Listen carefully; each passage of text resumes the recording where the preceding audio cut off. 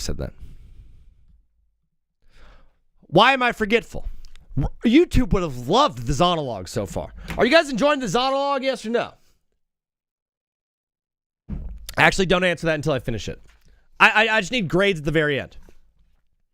I empathize with the Rockets this morning. I had many tough decisions to make as well, as I was creating my official NBA Playoff Round 1 TBWZ Awards.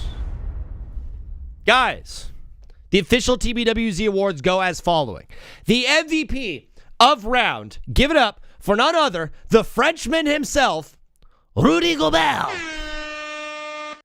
Rudy was unbelievable, slowing down Jokic, and that entire defense was reliant on him stopping the big Serb, and he actually did that. They won improbably without their best player for the last game. They found a way to do it because of how good Rudy was on defense. They do not win that series without him, so he becomes our round 1 MVP. The silent killer of round 1. This is a guy who was just out there quietly balling that not a lot of people were talking about. The OG himself, the awkward king of New York, OG Anunoby, the silent killer of round 1. OG was awesome this entire series. He was the only Knick that didn't disappear once during the entire run. Every game he showed up, he played great defense, he rebounded well, and he actually put the ball in the hoop. Every New York Knick at some point in this series struggled to do so, except for OG Anunoby. Now, our MVR of round 1. This is our most valuable rookie. I want to change the wording of Rookie of the Year, because Rookie of the Year should be Cooper Flagg, because he's the best rookie that we had. But the most valuable rookie of the season was probably VJ Edgecombe. And that's why our round 1 MVR is VJ Edgecombe. Yes, sir. Shout out to VJ himself. The Bahamian Nightmare is what I am calling him. Of course, I kind of highlighted it just a second ago, but the coach of round 1, give it up for our guy, JJ Redick. This was a team without Luka Doncic, without Austin Reeves, without option 1 and option 2. A team that all year played horrible, awful, no good, very, very bad defense. They went up against a Rockets team that everyone thought was going to sweep them because they're younger and they're more athletic and they play better defense. And JJ Redick outcoached Ime Udoka every single step of the way. And JJ Redick wins the TBWZ Round 1 award for Coach of the Round. Now in a very, very controversial award. Guys, the European of Round 1. I got to give it to the MVP, Rudy Gobert.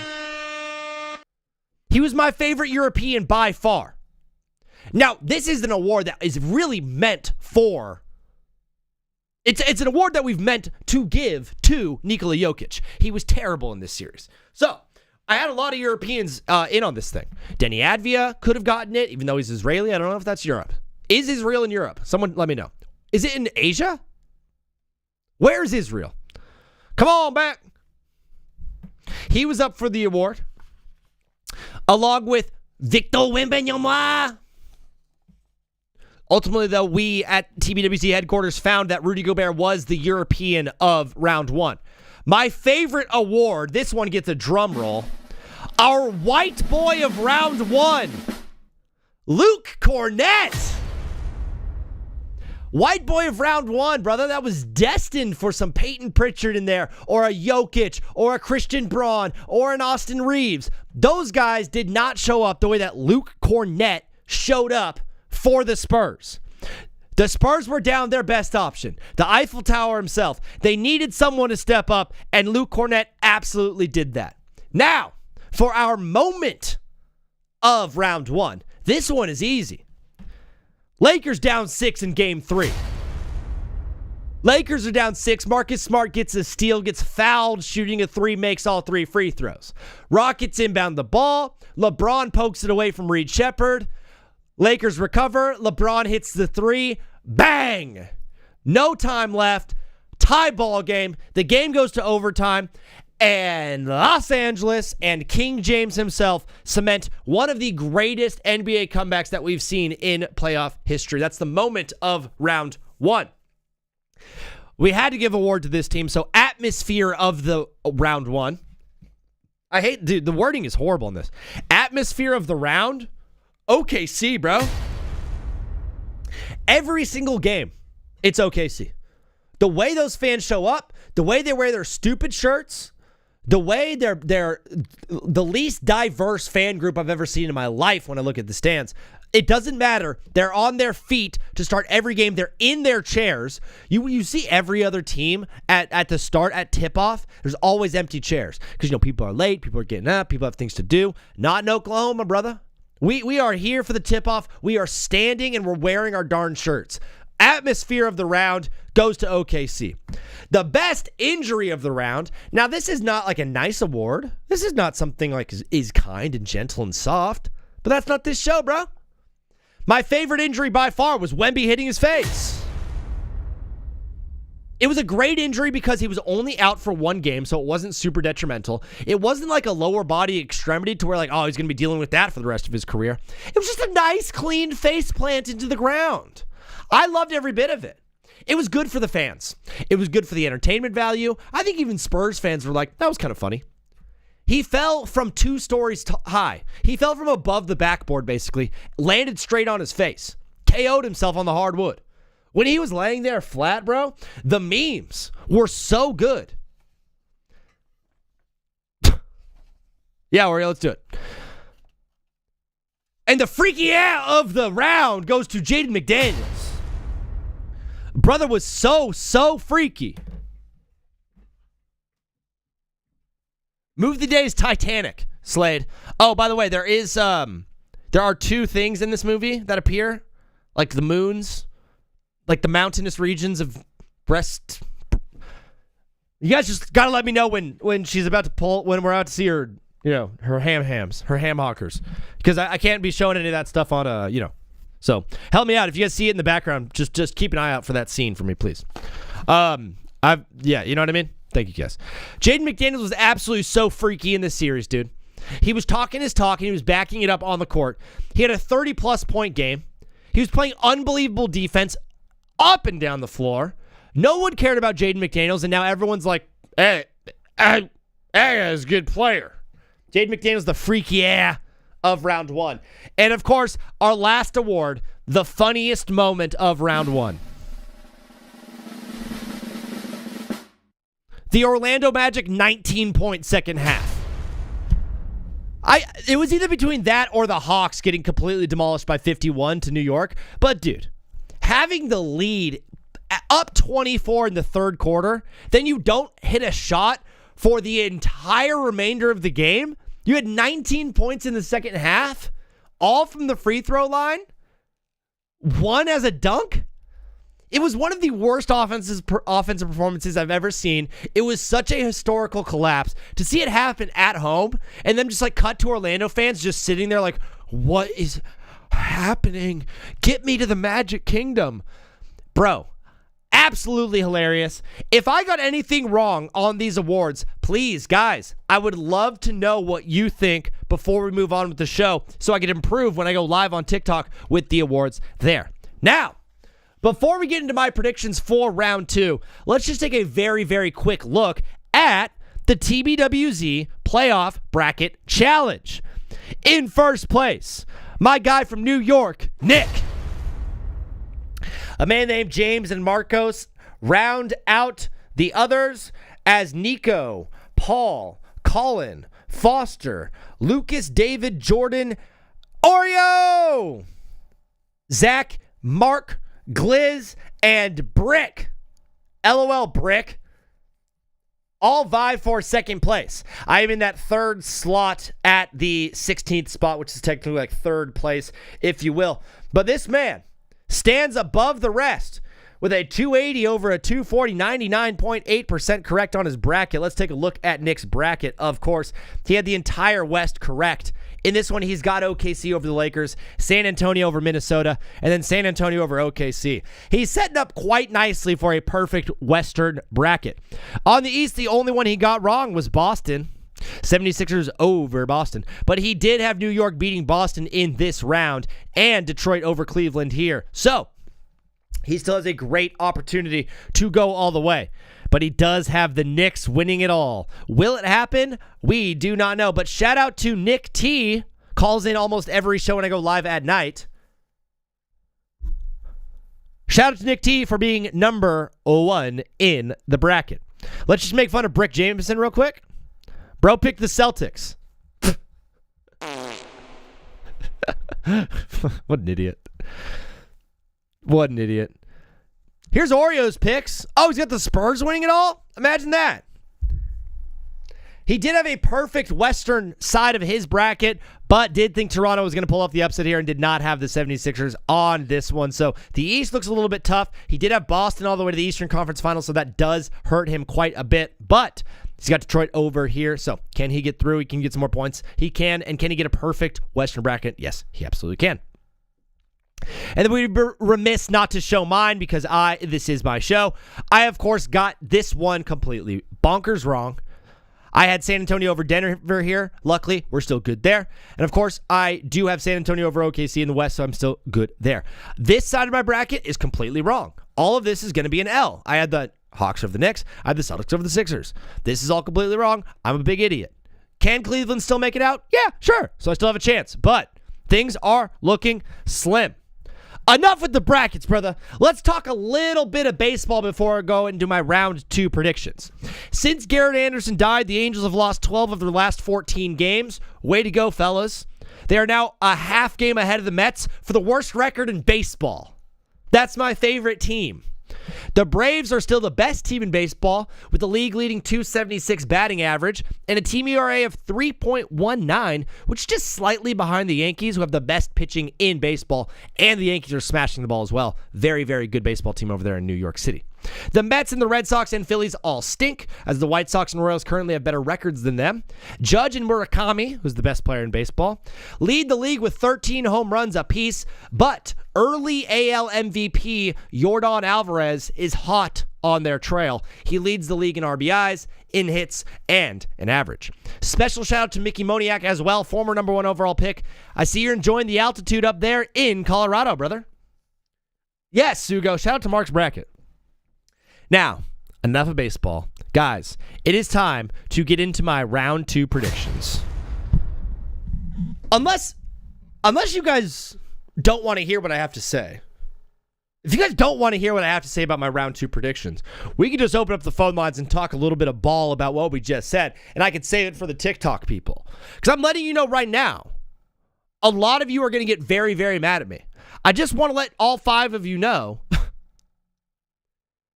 this is not about you.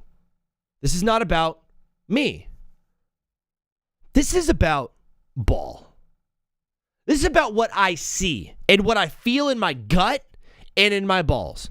As you guys know, we do not predict, we do not bet, we do not analyze using our heads or using stats and metrics. We use our eyeballs, our balls, our butts, and our guts. Literally, when you're thinking about who's going to win a game, sit there like this and meditate. And then the first logo that pops in your head, take them. We go off intuition, not off smarts. I already know what you're going to say, Oreo. Yeah, all of you are going to be absolutely so mad at me. The first one we have that we'll talk about right now, I've got the 76ers over the Knicks in 7 games. Joel Embiid feasted on the Celtics bigs and should be garnering a ton of attention from Karl Anthony Towns, Zesty King himself. I just love that the most dominant force in New York City basketball right now is the same guy that everyone online thinks is homosexual. We all make fun of Karl Anthony Towns, and not we. All of them, not us, make fun of Cat for being zesty online, and they're like, he's the most dominant thing in basketball. David Njoku visiting with Chargers today. Can't wait. Come on, bring him on my team. Put him on my team. Just joined. You advanced to OKC yet? C4, what up, dog? You missed the awards, but we will be doing them on TikTok in just a moment. We're right now talking Sixers and Knicks.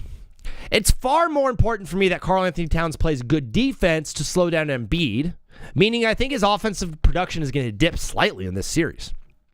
This team excels, as we saw in the Hawks series, with Cat kind of being the focal point of the offense and allowing Brunson to play off ball.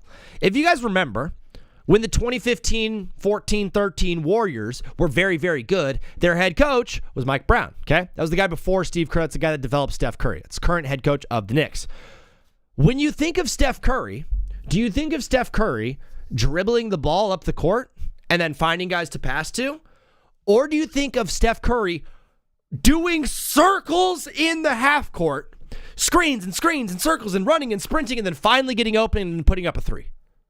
That was the game plan. Do you want to know who ran point for those Warriors teams? Draymond Green.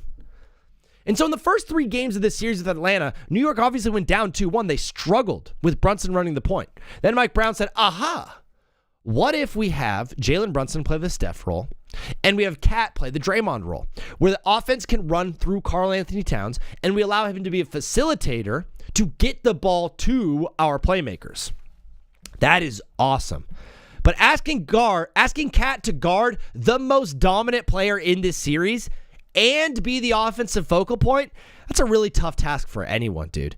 Draymond was able to do it, but Draymond also was only putting up like 10 points a game in those series.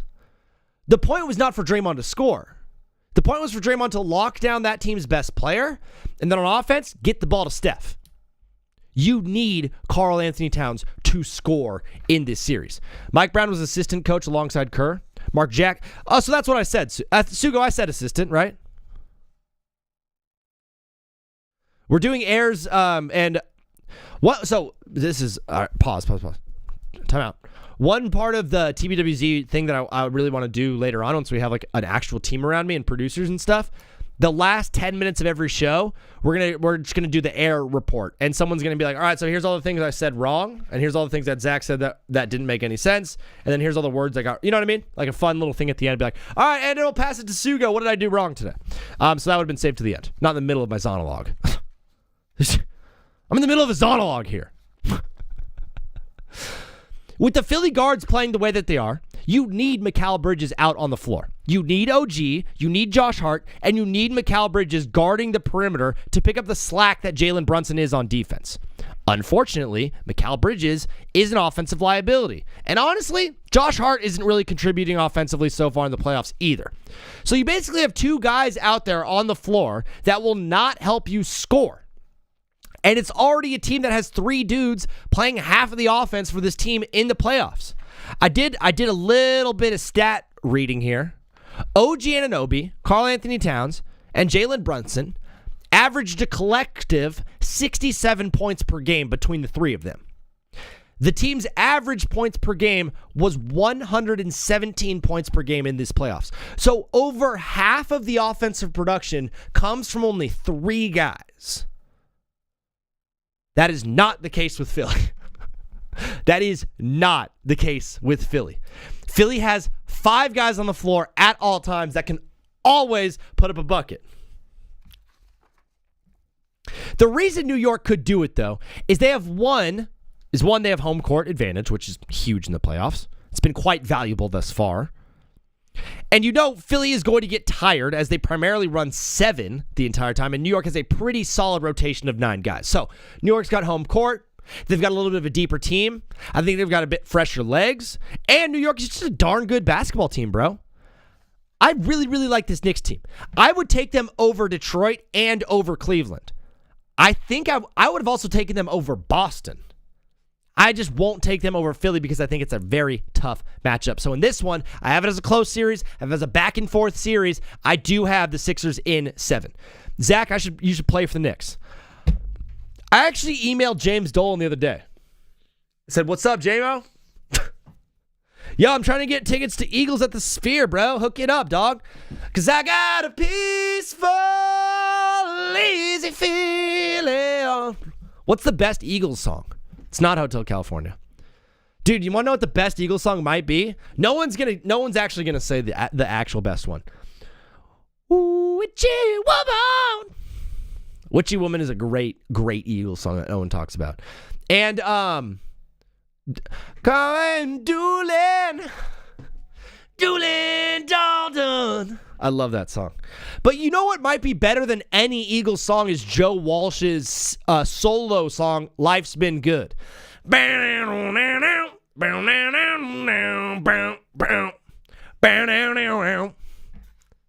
Zach, do you plan on watching the Sean Strickland versus Kazmat Chimaev fight? Just pops.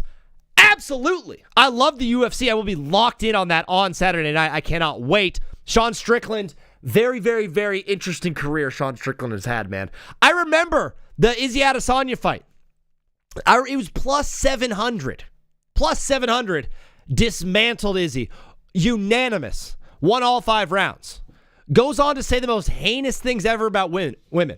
I hate the man. He's a bad person. He's a great fighter, though. Always going to respect him in the octagon. Couldn't disagree with him more off the court. The next series that we have, give me Kazmat in 3. Yeah, if it was a 7-game series, I would take Kazmat in 3. The second game that we have on the docket, as I corruption this graphic, is I got the Pistons over the Cavs in 5 games, brother. To make it very, very simple for you guys, the Cavaliers are not a very good basketball team. That's it. That's the whole point. We can just move on to the next round. No, I'm just kidding. They did not win a road game against the Toronto's Raptor team. That's leading scorer was Scotty Barnes. And I'm not saying anything about Scotty Barnes. He's not his player. But you had James Harden, Evan Mobley, Jared Allen, and Donovan Mitchell, and Dean Wade on the floor. And you could not win a single road game? Dude, the Raptors played good defense, yes. But the Cavs have 4 Supermax all-pro caliber players on their team, and they could barely scrape past this insanely young, inexperienced Toronto Raptors team. The Cavaliers stink at basketball, brother. The Pistons, through the first 4 games of the series, looked totally lost. I will absolutely admit that. But, man, they figured it out. In the last 3 games, they absolutely took control of Orlando as we did get to Game 7. I also think Orlando is a better basketball team through and through, just slightly, than Toronto. So you have the Pistons, for me, handling a better team in Orlando, and you had the Cavs kind of just like scraping by against a Toronto team. I don't have any stats. I'm not doing stats, bro. I'm in my eyes and my gut and my balls and my butt. That's the math. That's the math. Both series went to 7. I think the Pistons played a better 7-game series. They won a road game. They beat a better team. That's why I have the Pistons in 5 over the Cavaliers, who look absolutely lost. The Wolves and the Spurs. Fellas, listen. Okay? I absolutely love everyone in the chat, and I want everyone to know I appreciate you. But I'm taking the Lakers in 6 over the Thunder. I thought the graphic was going to be different, and it's not. The reasoning behind this one is very, very simple. That's my favorite team. I'm never going to not take my favorite team in a playoff series, right? Like, who would I be if the Lakers win this thing against the Thunder? I said it last night, I'm going to say it again. You have the option to be on the right side of history with this Lakers-Thunder series or the wrong side of history, okay? Here's the wrong side of history, picking the Thunder. You pick the Thunder, guess what? Everyone's like, yeah, cool. What, did you read that off the back of a milk carton? Obviously. First of all, it's the most obvious, like, small brain take in the world. The Thunder cannot beat the Lakers. Yeah, duh. Cool. You're not cool. You're dumb. The second reason it's an L take is if the Thunder lose, you look like the biggest idiot in the world, okay? Here's why taking the Lakers is a W take. Even if they lose, even if they get swept, you get to be like this. Yeah, I don't know. And then people are like, yeah, respect. First of all, super easy. Number 2, LeBron James. LeBron James will remember if you took the Lakers over the Thunder. He will. When you find your final day, when your head rests on the pillow for the last time, and you drift up north to the pearly gates, Christ, God, the Holy Spirit, like, what up, bro? Welcome to heaven. The first person you see, LeBron James, open arms, saying, brother, thank you for taking us against the Thunder. And he's going to remember that. He's going to sing sweet hymns gently into your ear. So do you want to be on the right side of history with LeBron on your team, or do you want to take the Thunder? It's pretty simple. Plus, if you say Lakers going to win the series and they actually do, you are the biggest genius ball knower of all time. That is a prediction that you could take with you for the next 10 years. People are like, you don't know ball. You're like, I took the Lakers over the Thunder in 2026. And everyone's like, all right, you kind of know ball. Take the Lakers with me, brother. Do not live in fear. And finally, the last game of round 2. I'm sorry, bro. What is happening? No! All right. Sorry, technical difficulties. What I was talking? I got the Wolves in 6 over the Spurs. I know. Anthony Edwards is back in this series, but even before I got the news from Shams Charania, I was leaning towards this Timberwolves team. There are a couple reasons why, and all of them are very logical because the only thing I do is rooted in logic. I do not do anything absurd. Just kidding. This entire thing is. Only Thunder fans think that, straight up. SGA got to be the worst superstar ever. Yo, Oreo, come on, man. We gotta go against the Lakers now. Oreo and JD are banding together against me because of my takes. We officially are here, fellas. We have the French off in the front court. It is the most French playoff series we've ever had, and I cannot wait to see the battle. Wait, 1 second. Shoot. I should be doing this whole take in French. Should I not? I feel like whenever I talk about this series, I should just do the whole thing in French.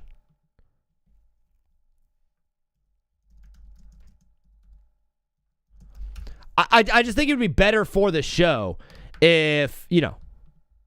Okay. No, you're rooting for the Thunder. Okay. C'est officiel, nous rendrons un duel franco-français dans le raquet. C'est la série des playoffs des Bleus français que nous ayons jamais ouais. I can't even do this.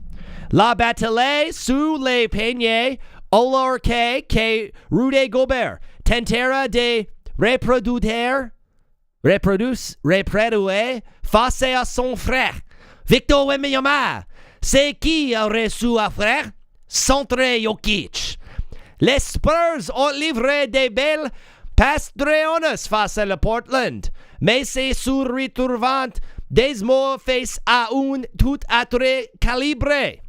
Les Timberwolves pratiquant un basket qui rappelle celui d'une moitié des Coyotes à la chasse aux chats domestiques.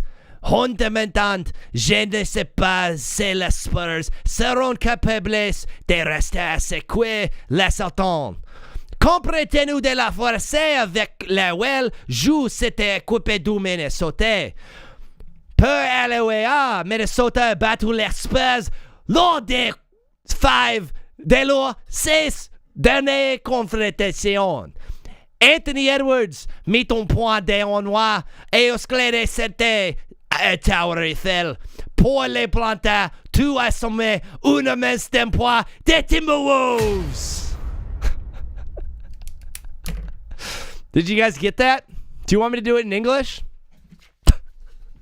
The worst part is I think my face was covered by this dumb graphic the whole time, so I won't even be able to clip that. We officially get the French off in the front court. It's the most French playoff series we've ever had, and I cannot wait to see the battle down on the blocks as Rudy Gobert tries to replicate what he did to Jokic to his brother Victor Wembanyama. The Spurs played well against Portland, but this is a whole different animal. The Timberwolves, brother, they play basketball like a pack of coyotes hunting house cats. I actually do not know if the Spurs can handle what is about to come their way with the ferocity in which Minnesota team can play with. Minnesota has also beaten the Spurs in 5 of their last 6 meetings as Anthony Edwards takes pride in climbing the Eiffel Tower and planting a giant Timberwolves flag right on top. Dog. We are so fired up for the round 2 of the NBA playoffs. I cannot wait to get things underway. We're going to be going live on TikTok in just about 5 minutes. Ladies and gentlemen, thank you for listening to Take Back with Zach. We're going to be taking a 5-minute break, fellas. I will see you on the other side. Enjoy this break of me bleeding. The blood game. Like Jordan had the flu game, which makes sense because you can like play with a flu, but you can't play bloody. In any sport, you can't be bleeding. You can't have an active bleed, but you can live stream bleeding. There's nothing stopping you from bleeding on a live stream.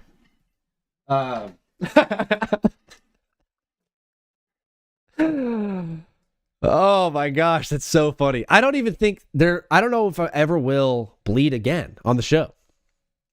Like I can't think of a scenario in which I would ever be bleeding ever again. Like having an active bleed during the show. I don't think I've ever seen a show with the host having an active bleed. But you've seen it here. You've seen it here. I was thinking about going to the movies today to see The Running Man. I don't know if I'm going to go anymore. It's just like a rainy day in LA. You know what I mean? When it's a rainy day, I like to sit inside. I like to drink hot cocoa. I like to think about my life. But right now, it's important for us, as we do on every single show, around this 3 p.m. hour. It was the first ever podcast, live stream, radio show ever recorded with a bleeding host. Let's call the Guinness Book of World Records.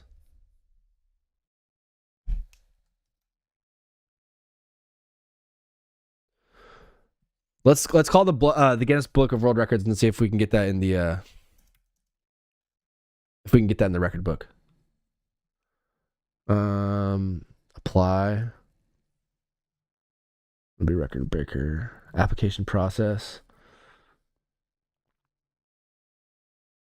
Just too much. Just give me a phone number. Get in touch. I don't have an application.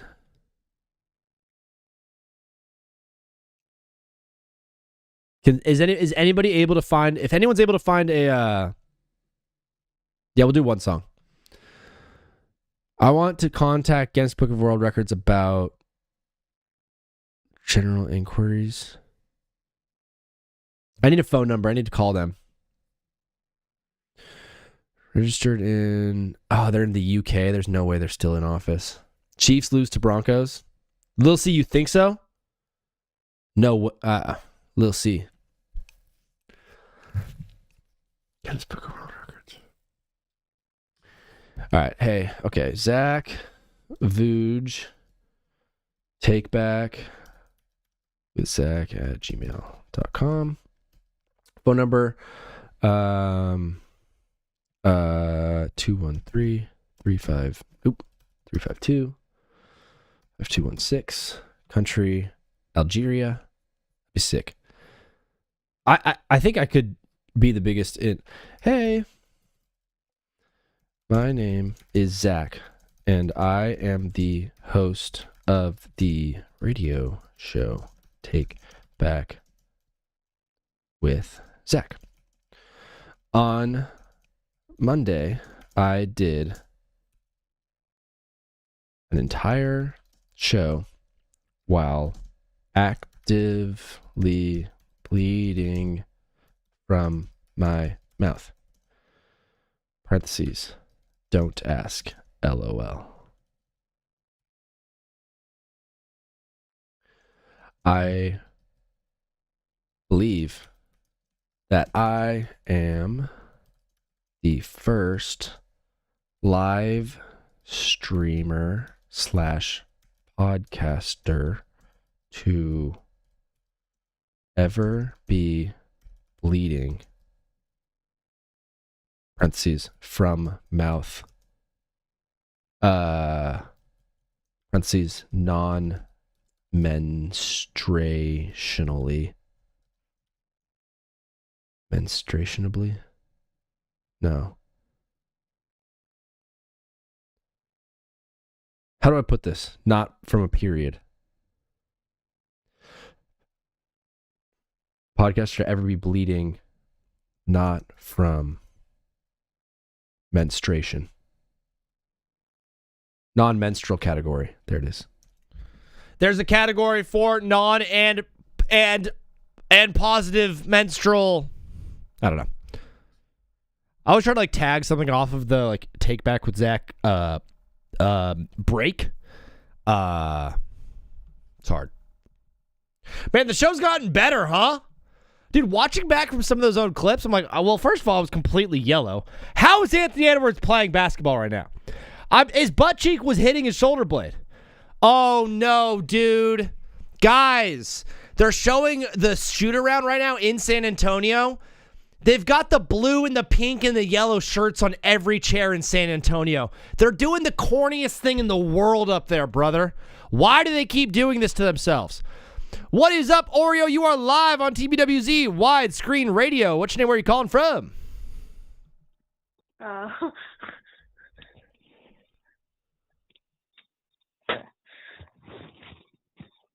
Hello? Hi. Wait, sorry. My thing was being weird. There we go. We're live on TikTok right now. We just got things popping off in the chat. I got my predictions up there. Oreo, how you feeling today, bro? Good.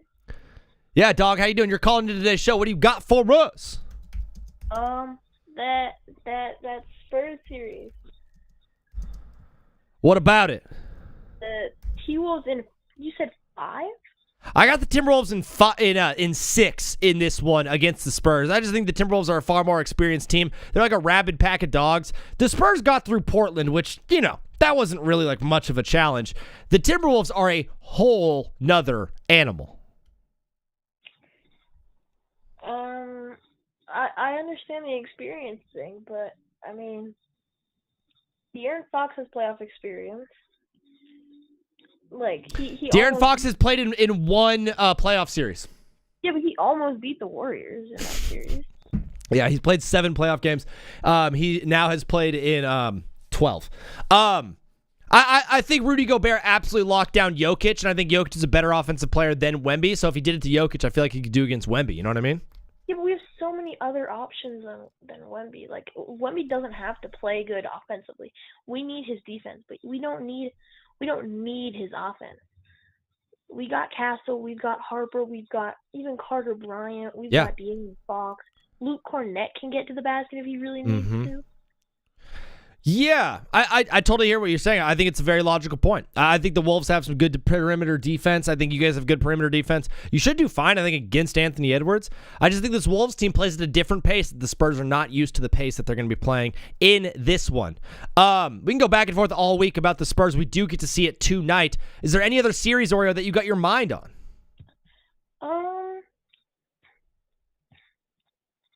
Honestly, that Cavs Pistons series, neither team deserves to be there. Oh, really? No, I mean, Do you think I understand the Pistons had a good regular season, but going to 7 against an 8 seed. I mean that it was an 8-seeded Orlando Magic team that I thought was pretty good. Brother, we got a bunch of phone calls coming in. Did you see my TBWZ Round 1 awards? Did you have any notes on my Round 1 awards that I had? I did. I get the Rudy Gobert getting the Round 1 MVP. He absolutely locked down Jokic. Like, do you think he also deserved Best European, though? No, I don't. Who did you have as the Best European? If I'm not mistaken, actually, no. I had one. I forget who it was. I know Joel Embiid. He's African. Okay. Yeah, he doesn't count. Africa's not. Because I know he is a French citizen. I didn't know if that. Oh, wait. He's Senegalese, right? And Senegal is like a. Actually, I don't know. Oreo will be in the Twitch chat going back and forth with us. Brother, we're going to keep things rolling, Oreo. Anything else for the people on the way out, dog? The TBWZ Spartans, their number 1 overall pick just won Rookie of the Year. Let's go, brother! Oreo the Cat is in our Discord doing live TBWZ. He's doing live 2K rebuilds in our Discord. It's highly entertaining. It's all good fun. The TBWZ Spartans are on their way to a chip. Oreo, thanks for hanging. We'll talk soon. All right, peace.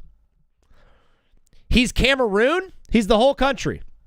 What is up, brother? You are live on TBWZ Widescreen Radio. What's your name? Where are you calling from? Yo, what's up? My name is Daniel from New York.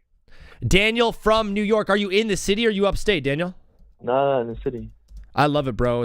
That's the heartbeat of America. Every time I go there, I become a writer. I feel like I start journaling when I'm there. I don't know what it is. But Daniel, you're calling in from New York. I assume you're a Knicks fan. Let me have it, brother. How are you going to get through the 76ers?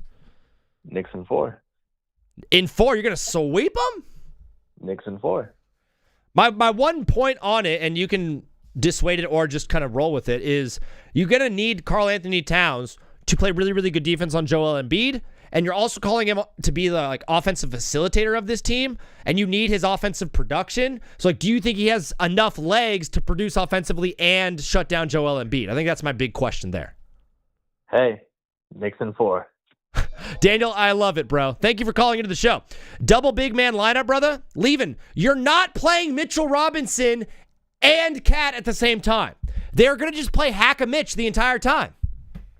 Lakers over Thunder is wild. Hunter, that's my team, bro. Of course I'm going to rep my team.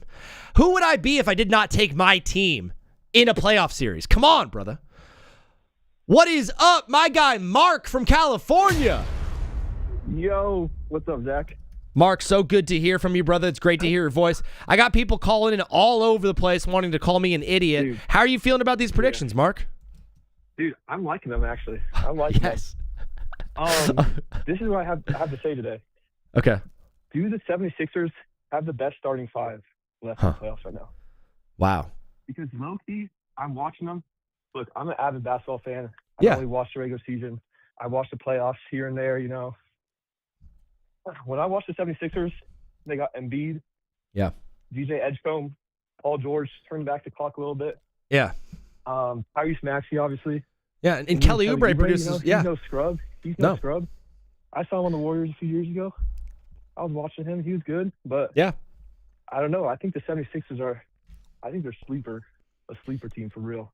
Yeah, if we were just doing pure talent, it's probably them for me, and then obviously the Thunder are wildly talented. But yeah, man, the Sixers are very good. I just think New York struggles with Joel Embiid, kind of like Boston did. And before the series started, did you think Boston was a better team than New York?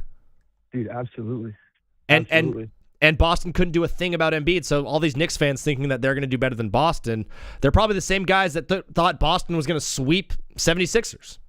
Dude, yeah. Admittedly, I had Boston. I took the Boston over the Sixers in my bracket, but I love to see Embiid come back, and I honestly just hope he's healthy this whole time. If they lose and he's healthy the whole time, then that's fine. But the other thing is, I feel like time and time again, this is my last thing. I feel like time and time again, the Wolves are like a lower ranked seed. Like, I mean, maybe someone can correct me, but I feel like last year they were in a top 3 seed, and I feel like the Wolves are like.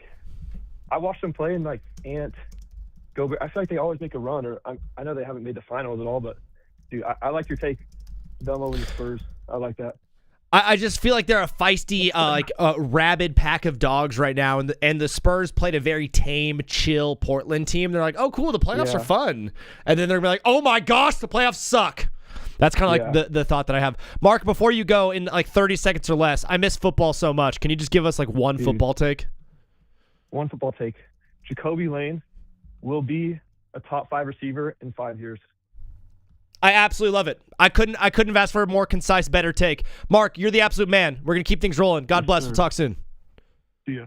Peace. That's Mark on the phone line, jumping in with a little bit of football at the tail end there. 2 of you are requesting to be a part of this live. I don't do requests in this live. I take phone calls like this one right here. My boy Kenton, live from Texas. What up, brother? What's up? How are you doing? Dude, I'm doing so great. We celebrated basketball a little bit on the morning portion of today's show. Round 1 absolutely rocked, dude. It was so great, man. Like, I love games. We got 3 game 7s. I don't know when's the last time that happened, but that was amazing to see for sure. I just switched the graphic on TikTok to my NBA Round 1 awards. My MVP of Round 1 was Rudy Gobert. And he was also my European of the round. Dude, I'm so excited for tonight to see what Rudy Gobert is going to do against Victor Wembanyama and vice versa. Yeah. They grew up together. I mean, Wemby grew up with, wow. with Gobert and stuff like that. They're both friends, obviously. So it's going to be interesting. Gobert, I feel like people have been hating on Gobert a lot. I think that what we saw to him guarding Jokic was just like unbelievable, and people like obviously 3-time, 4-time defensive player of the year. Like, but people I think underrate him on how good he is as a defender. Dude, I'm totally with you. If he was able to do that against Jokic, like I assume he's going to have a similar effect on Victor Wembanyama, and different than Victor. Like, they don't need Rudy Gobert to really produce offensively. The Spurs have other guys to shoot, but they still need Wemby to put up points, where Rudy's just like, I don't care about scoring at all. I'm just going to lock you down. Exactly, yeah. And Anthony Edwards is... Yeah, and Anthony Edwards is playing in this game tonight, dude. That's shocking to me. I have no idea how that got cleared. That's insane. Like, there's not many players that can go to the game. Edwards is like one of... Honestly, like, I don't know if there's any other player that can really do that. Like, that's unheard of. Dude, it's like his butt cheek, I think, was hitting his shoulder blade. He hyperextended his knee so bad, and he's still playing in this game. Kenton, before you go, I've got my round 1 awards up. I have JJ Redick as the coach of round 1. Is that me being a homer, or was he truly like, I thought he outperformed Ime Udoka every step of the way in round 1?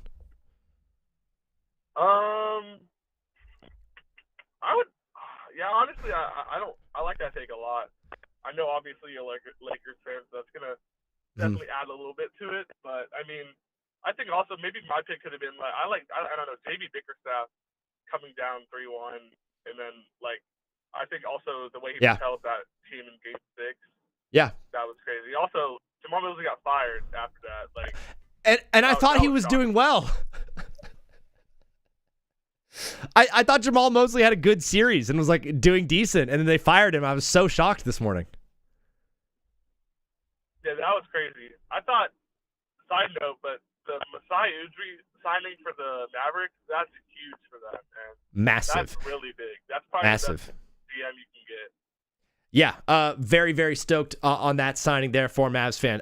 Kenton, we got a lot of calls coming in, so we're going to keep things rolling. Before you go, is there one matchup in particular that you're most excited for, and do you have a prediction that you want to give us today for round 2 NBA playoffs? I'm just excited to see what Embiid's going to do against Karl Anthony Towns, honestly. Yeah. I love Eastern Conference basketball. It's different. I don't know how to explain it, but especially like Pacific, like that conference, that division of basketball, the Raptors, the Celtics, the Sixers, the Knicks, they all hate each other, and Embiid and Cat have had a feud for a minute. I'm excited to see what Embiid's going to do against Cat. Do you have the Knicks or the Sixers in that one, and how many games? Sixers in, I'm going to say Sixers in 6, but I think Embiid's going to go insane. Yeah. I think I expect a 50-point game out of Embiid. Yeah, if he stays healthy, I think they're going to absolutely do it. Kenton, thanks for following the show. Thanks for calling in. We'll talk soon. That's my guy Kenton on the phone. Just a little bit of backtracking with you guys. We're going to read the chat for a little bit. Snake CJ said, are these jokes? Yeah, brother, are you laughing or not? This guy is always against the Knicks. I would have taken the Knicks against the Celtics. I would have taken the Knicks against the Cavs. I would have taken the Knicks against the Pistons. The only team I would not take the Knicks against is the 76ers because of Joel Embiid. What did Joe Mazzulla say when they said, what changed in this series? What happened, Joe Mazzulla? He said Joel Embiid came back, and he threw his hands up. There was nothing that team could do.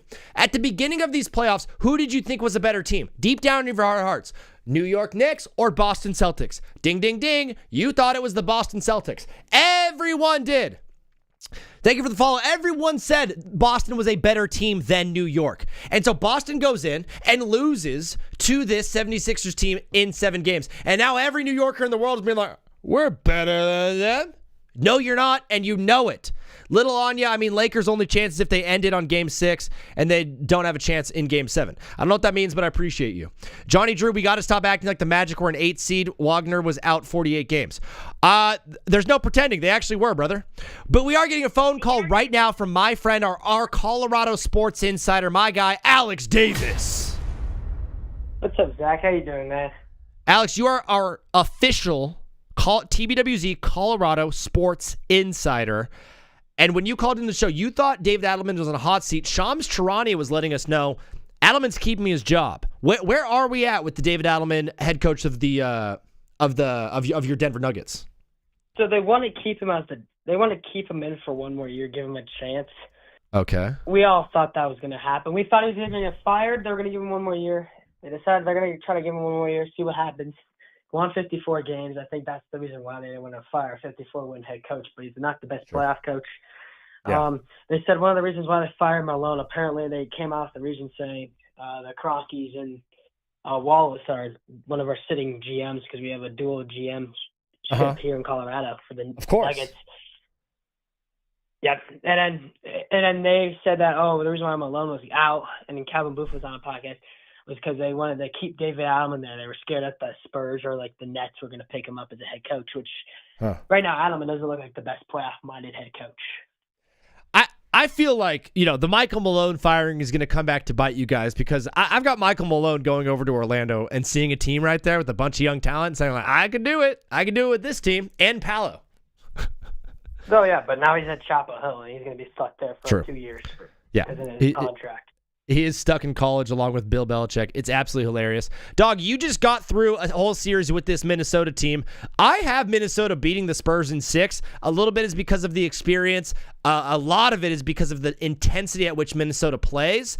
And then a lot is because Rudy Gobert will lock down Jokic. I expect him to do a similar thing to Wemby. How are you feeling about that series in particular, Alex? I mean, Edwards is questionable come back game 1. I think it's risky if he goes back in game 1. Honestly, I've got San Antonio in 6 in that series. I still think it's going to be a tough series. I'm just not sure how San Antonio is going to attack Minnesota at first. If Minnesota goes out there hustling and they give their effort, San Antonio is going to be, I think, a tad bit cooked because I think everybody in that Minnesota team can step up. But again, that Minnesota team is meant to beat the Denver Nuggets, and they're meant to choke off after they beat the Nuggets. So I think they're going to choke their way out of this series to the San Antonio Spurs. Oh, wow. You got them choking it away. Anthony Edwards is expected to play tonight. I was not expecting that. Last time I saw him, I thought his butt cheek was basically like on his collarbone. He hyperextended his knee so bad. Yep. I'm shocked about that, too. I really don't think Anthony Edwards should play. I think with the hyperextended knee injury like a week ago, I just think it's a 3 to 4 week injury. I think that he should rest another week. I think give it till they go back to when they go to Minnesota. I think game 3, that's when they should play Anthony Edwards so he can get the 100% Anthony Edwards. You're taking the cautious and conservative approach. I absolutely appreciate it. Alex, before you go, I did my round 1 awards, and I gave out my most valuable rookie award to VJ Edgecombe. How are you feeling about that? I give respect. Yeah. It's all right. I think VJ deserved it. I think he dominated the series. I think that is. But I think, that deserves it. I think Gobert MVP, deserves it. He beat the best player in the world. Yeah. So I also had Rudy as the best European. I struggled to put him as MVP and best European, but there wasn't really another Euro out there balling out like Rudy was. You could have put Wembanyama as a European, but I think Rudy played better than Wembanyama did against the Trailblazers. So I think, but I mean, man, I know it was an incredible game last night with the Avs and Minnesota Wild, man. Holy cow. Oh, went back and forth, and the Avalanche did come up on top over the Wild. How are you feeling about the series? You guys think you got it? Oh, I think we've got this series down. I don't know what Minnesota's on. I think they're on drugs or something. Yeah. Just because they're thinking that they're going to win it in 6. I don't see him winning in 6. I mean, Milstead, he struggled last night in the keeper spot. I don't know if they're going to make a switch.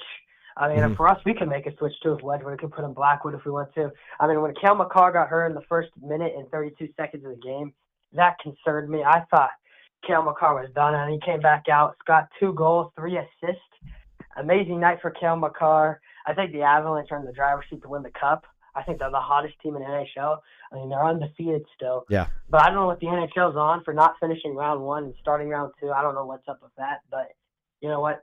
The NHL and NBA are almost neck and neck with the same things, except the cap issue. The scheduling-wise, they're the same thing. Scheduling-wise, it's such a mess. We're playing so many random games. I was looking ahead. It's like Monday, Wednesday, Friday. It's like alternating. And then for whatever reason, Saturday, there's only 1 game and then 3 games on Sunday. They're just like throwing things at the wall and seeing what sticks. But, Brother Alex, we got to keep things rolling. Thank you for calling into the show, dog. Let the people know where to follow you if they want more Colorado information. Oh, yeah. So my ex, I did start really posting on X. My ex is at Alex Davis, 6'4", 6'8", 4'2". I got to change that. But, you know, that's my ex. That's the altitude, right? 6482? Oh, no, that's not the altitude number. I think, no, that's not my altitude number. That's just my regular account. I could post on the altitude account if I want to, or 9. No. I mean like the altitude of Colorado. Wait, it's 5820. Yeah, 5820. Okay. That's what you should name it. Alex Davis 5820. That'd be sick. It's 5820. Actually, I'll do that. There we go. I will do that. There we go. You guys. Thank you so much, Zach. You're welcome, brother. I'm always here for you, dog. Thanks for calling. We'll talk soon. Yep, see you soon, man. Peace. Ryan Lemoyne, Aaron, B. Doug, Yell Saul, explain the Lakers to me. There's no way the Lakers are winning. Explain it to me. There's no way the Lakers are winning. Do you guys know a man by the name of LeBron James? I'm a Lakers fan, bro. Well, I'm not going to not take my team. Between you and me, there's no shot they're getting through the Thunder, okay? I know. I'm not an idiot. I watch ball. I see it myself. But on the off chance that they do get through the Thunder, I'm going to be on the right side of history. What is up, brother? You are live on TBWZ Wide Screen Radio. What's your name? Where are you calling from? Hello. 5, 4, 3. What? He got scared. He hung up. Giving Vassell the last shot in Game 2. Lakers beating OKC without Luka is peak comedy. Dave, speaking of, here are my Round 1 awards, guys. If we want to dive through these real fast, let me know what you think about my Round 1 awards. For MVP, I did have Rudy Gobert because of how much he locked down the big Serb, the big man himself, Nikola Jokic. The silent killer of the round. Gotta go to OG Anunoby. This is a dude that went in, did his job, grabbed his lunch, did his thing, tied his shoes, laced him up, played on both ends, and didn't make any fuss about it. Silent killer OG. My most valuable rookie is VJ Edgecombe. My coach of the round is JJ Redick. I thought he thoroughly outcoached Ime Udoka on both sides of the ball in that one. My European of the round, back to Rudy Gobert. There wasn't really another great contender. I could have gone Victor, but Rudy obviously played better than Victor. There was no Luka to give it to, right? Canada is not Europe, last time I checked. I don't think Israel is in Europe either, else I would have given it to Denny Advia. Our white boy, this was a crazy contentious award. You had Duncan Robinson, Kevin Huerter, Dean Wade. You had Peyton Pritchard in there. You had Franz Wagner. You had Austin Reeves. You had Alex Caruso. So many guys to win White Boy of the Round, but it was Luke Cornett.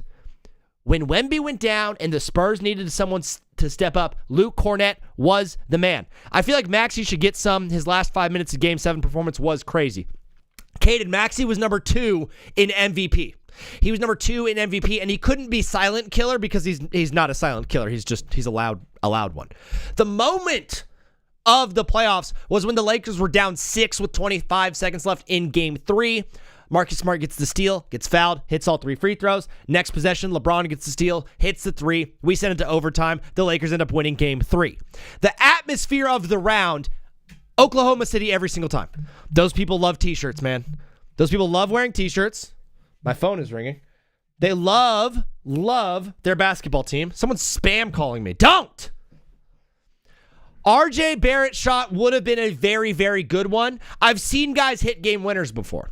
I have not seen a team come back from 6 with 25 seconds left on the clock in a playoff game.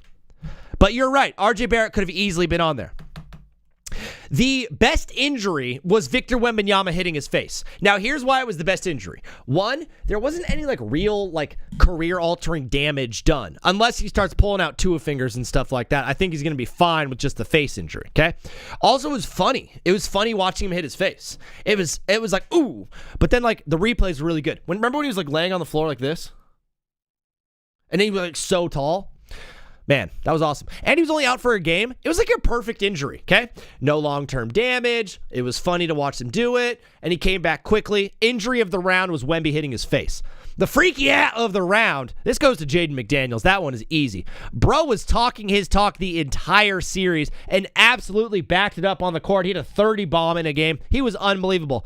And the funniest moment of the playoffs, obviously, the Orlando Magic only putting up 19 points in the second half over after going up by 24 in the third quarter in Game 6 to close it out against the Detroit Pistons at home. They scored 19 points in the second half. They missed their last 20 shots they took. It was abysmal. It was hilarious to watch. I absolutely loved it. Now, back to the action. The way his head bounced off the ground was kind of funny. They also, I saw a bunch of people like the Jerry West logo man, they switched it to like Wemby laying down. And it was very, very funny. I laughed so hard. Do I have Philly tonight? I have Philly, that's an interesting one. I like Philly to come out hot. I think New York is going to come out slightly sluggish in this one. They've had a lot of time off. You know what I mean? Or you don't. What is up, brother? You are live on TBWZ Widescreen Radio. What's your name? Where are you calling from? My name's Brandon. I'm calling from New York. Brandon from New York calling in. Have you been on the show before? Yeah, I have. Nice, dog. Well, you're calling in. You know how it works. You got to bring the heat on TBWZ. No cussing. Keep it clean. But, brother, let me have it, dude. How is New York getting past Philly? Oh, we're definitely getting past them. Yeah. Do you have a game plan, or is it just you got the squad? No, I don't hope anyone gets hurt, but I feel like Embiid's way too injury prone. I don't think he's going to be able to stay healthy. Well, that's the thing. I've got the Sixers in 6 if Embiid stays healthy, but the minute he goes out, I feel like you guys run away with it. Even if, I don't think Max is going to be able to do nothing with Brunson on him. And I don't think Edgecombe's going to be able to do anything with Anunoby. I think OG Anunoby is probably going to be guarding Paul George. Brunson's not. I don't think Brunson's the best defender on the team. I think he's probably the worst of that starting 5. My question is, like, Mikal Bridges needs to play defense on Tyrese Maxey in this thing, and I struggle with him on the offensive side with Mikal Bridges. You know what I mean? I just feel like I have a weird feeling that Maxey is going to get locked up. I like it, dude. I think he played an unbelievable series. I've got all of the confidence in the world in him, but when you're going into a playoff series, the best thing you could possibly do is lock down the best player, and I feel like that is Tyrese Maxey. I've got Sixers in 7. You have the Knicks winning the series in how many games, Brandon? Knicks in 6. Knicks in 6. I absolutely love it. They're going to do it on the road. You guys also are the home team, which is going to be good. Are you going to be going to any games, Brandon, or are you going to be hanging outside Madison Square Garden for anything? I'm pretty sure I'm going to the not the one today, but the next one. Game 2. Yeah. Brandon, that is so sick. We go live every night after postseason games. If you go to that game and you want to call us and talk to us about the experience, we would love to hear about it. But brother, Brandon, we gotta keep rolling. Was there anything from my round 1 awards that you thought I got wrong? Not really. I feel like you could have gave a Euro to Wemby. Best European to Wemby. That's probably the one that we're going to be getting back on in 4th on. But Brandon, God bless you. Appreciate you calling in. We're going to talk soon. Okay, bro? Yep. Have a Peace. good night. I'm all correct except Spurs winning in 5. I think the Spurs could easily win. Like, that one can be very, very wrong. I don't think they would do it in 5, though. The Timberwolves are a freaky team. This guy's been calling it all day. I got to give it to him. What is up, brother? Thank you so much for your patience. You are now live on TBWZ. What's your name? Where are you calling from? Cooper in Canada. Cooper from Canada. Cooper, I got to apologize real quick to all Toronto Raptors fans. I had you guys getting swept by Cleveland. You guys are so much better than you turned out to be, or what I thought you would be. You got a great basketball team up there in Toronto. I'm proud of you. I'm a Pistons fan.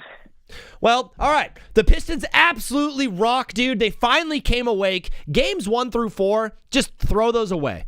Games 5, 6, and 7, they looked unbelievable, bro. And now they're going into a series with the Cavaliers that I think they're able to handle that team. Yeah. Yeah. I think they could at least get in 5 or maybe 6. Yeah, my thinking is very simple. I think Orlando was slightly better than Toronto. I thought you handled Orlando better than the Cavaliers did. The Cavaliers also did not win a single road game, and you guys have road experience. You have playoff experience. Were you expecting Tobias Harris to be as awesome as he has been? Well, I didn't realize he was on. Well, yeah. Actually, yeah. Yeah. Yeah, you're a big Tobias Harris guy? Well, more Cade, but yeah. Yeah, Cade's absolutely dominant. Brandon, did you have anything on my round 1 awards that I got wrong or right, or anything you wanted to discuss there? Maybe the silent killer would be like Cater Tobias, and the coach would be JB Bickerstaff. I could see JB doing it, coming back from 3-1, absolutely. And silent, you got to be like, You got to go under the radar for silent killer, and Cade doesn't, but Tobias Harris could have absolutely done it. Dude, I was really hoping Duncan Robinson could have been white boy of the round. Is he going to show up in this series and put up big buckets? Because when he does, the team plays really well. Yeah. Yeah, same. Cooper, you are unbelievable. Do you have any takes on any of the series outside of the Pistons and Cavs one that you want to get off your chest? Nah. Cooper, you're unbelievable, bro. God bless. Thanks for calling. We'll talk soon. Yep. Peace. Guys, I'm also live on the Purple app and on YouTube. The best thing you could do to support me is by hitting the follow button and also following over there or just here. Anywhere you want, guys. If you want to continue to support me, that's how you do it. And you just hit the follow button. It helps me out a lot. Or if you hate my guts, I don't care. What is up, brother? Is this Nick from New York? Yep. Bro, this man is in first place in the TBWZ ESPN Playoff Bracket Challenge. Oh, I am? You're in first place. I'm gonna get more points after the Knicks make it to the ECF. Well, I was just about to say, this is your last time being in first place because you have the Knicks winning the whole thing and they're about to get whooped by the Sixers. No, I don't. I think Embiid's all banged up from that series. He's all tired out. If the Knicks could just play good defense, contain him. Our only worry is really Maxey, I feel like, because Embiid's his knee got cooked in that game. Embiid's knee, he did look slightly hobbled. If he is not healthy, you guys are going to absolutely walk right through them. If he does stay healthy, though, it's going to be tough. I feel like Edgecombe is the X factor for them because if he doesn't play good, they don't really win games as much. Same with Embiid. If he's not healthy, they don't really win games. So if they both play good and stay healthy, I think they have a chance. But I think the Knicks could still get it done in 6, maybe 7, honestly, because the Sixers aren't a bad team. But you mentioned VJ Edgecombe. I had him as my most valuable rookie as round 1. Was there anything from my round 1 awards that you thought I did wrong or right? I didn't really look at them, being honest. I just saw the Edgecombe, and I didn't really see him. That's all good. So you have the Knicks winning this series against the Sixers. Was there any other series in particular that you've got your eye on that you think you have a good read on, Nick from New York? Wait, say that again, please. Is there another series that you want to predict? In this upcoming round? Yeah. I think I didn't put this down on my bracket, but I think if the Cavs can hold it together and play like a team, I think they have a chance at the Pistons in 6 or 7. There you go, bro. Unbelievable stuff. Nick, congrats on being in first place after round 1. Good luck in round 2, dog. God bless. We'll talk soon. All right, thank you. Bye. All right, bye. Brain Seta, absolutely love the dialogue and the back and forth. Thank you for being a cool dude. A lot of people come in and are so toxic. Just appreciate you talking to me and hanging out. The only 2 good rookies that are left are Dylan Harper and VJ Edgecombe from Oreo the Cat. Thank you for the follow. Is there not someone else? Isn't there a wolf out there who's pretty good at basketball? What is up, brother? You are live on TBWZ Widescreen Radio. What's your name? Where are you calling from? You said what state? Yeah, what's your name and just what state you from? Yes, I'm Eric. I'm from Philly. Eric from Philly. I absolutely love it, dog. Are you all Philly sports? Your Phillies, go Eagles, Flyers, Sixers? Just Sixers and Eagles. Sixers and Eagles. I absolutely love it, bro. I have your Sixers winning this series in 7. How are you feeling about this upcoming matchup with the New York Knickerbockers? If I'm being honest, it's going to be a tough one, but of course the Sixers got it for sure. I think if Joel Embiid stays healthy, I think you guys absolutely got that. Listen, I think the matchup with him and Karl Anthony Towns is going to be really, really fun to watch. But really the one to watch out for is whoever Maxey is going up against. If he gets Brunson locked up on him, Maxey might have 40 a game. That is true. That is true. Yeah. And to be honest, yeah, even if we don't have Embiid, we still taking that.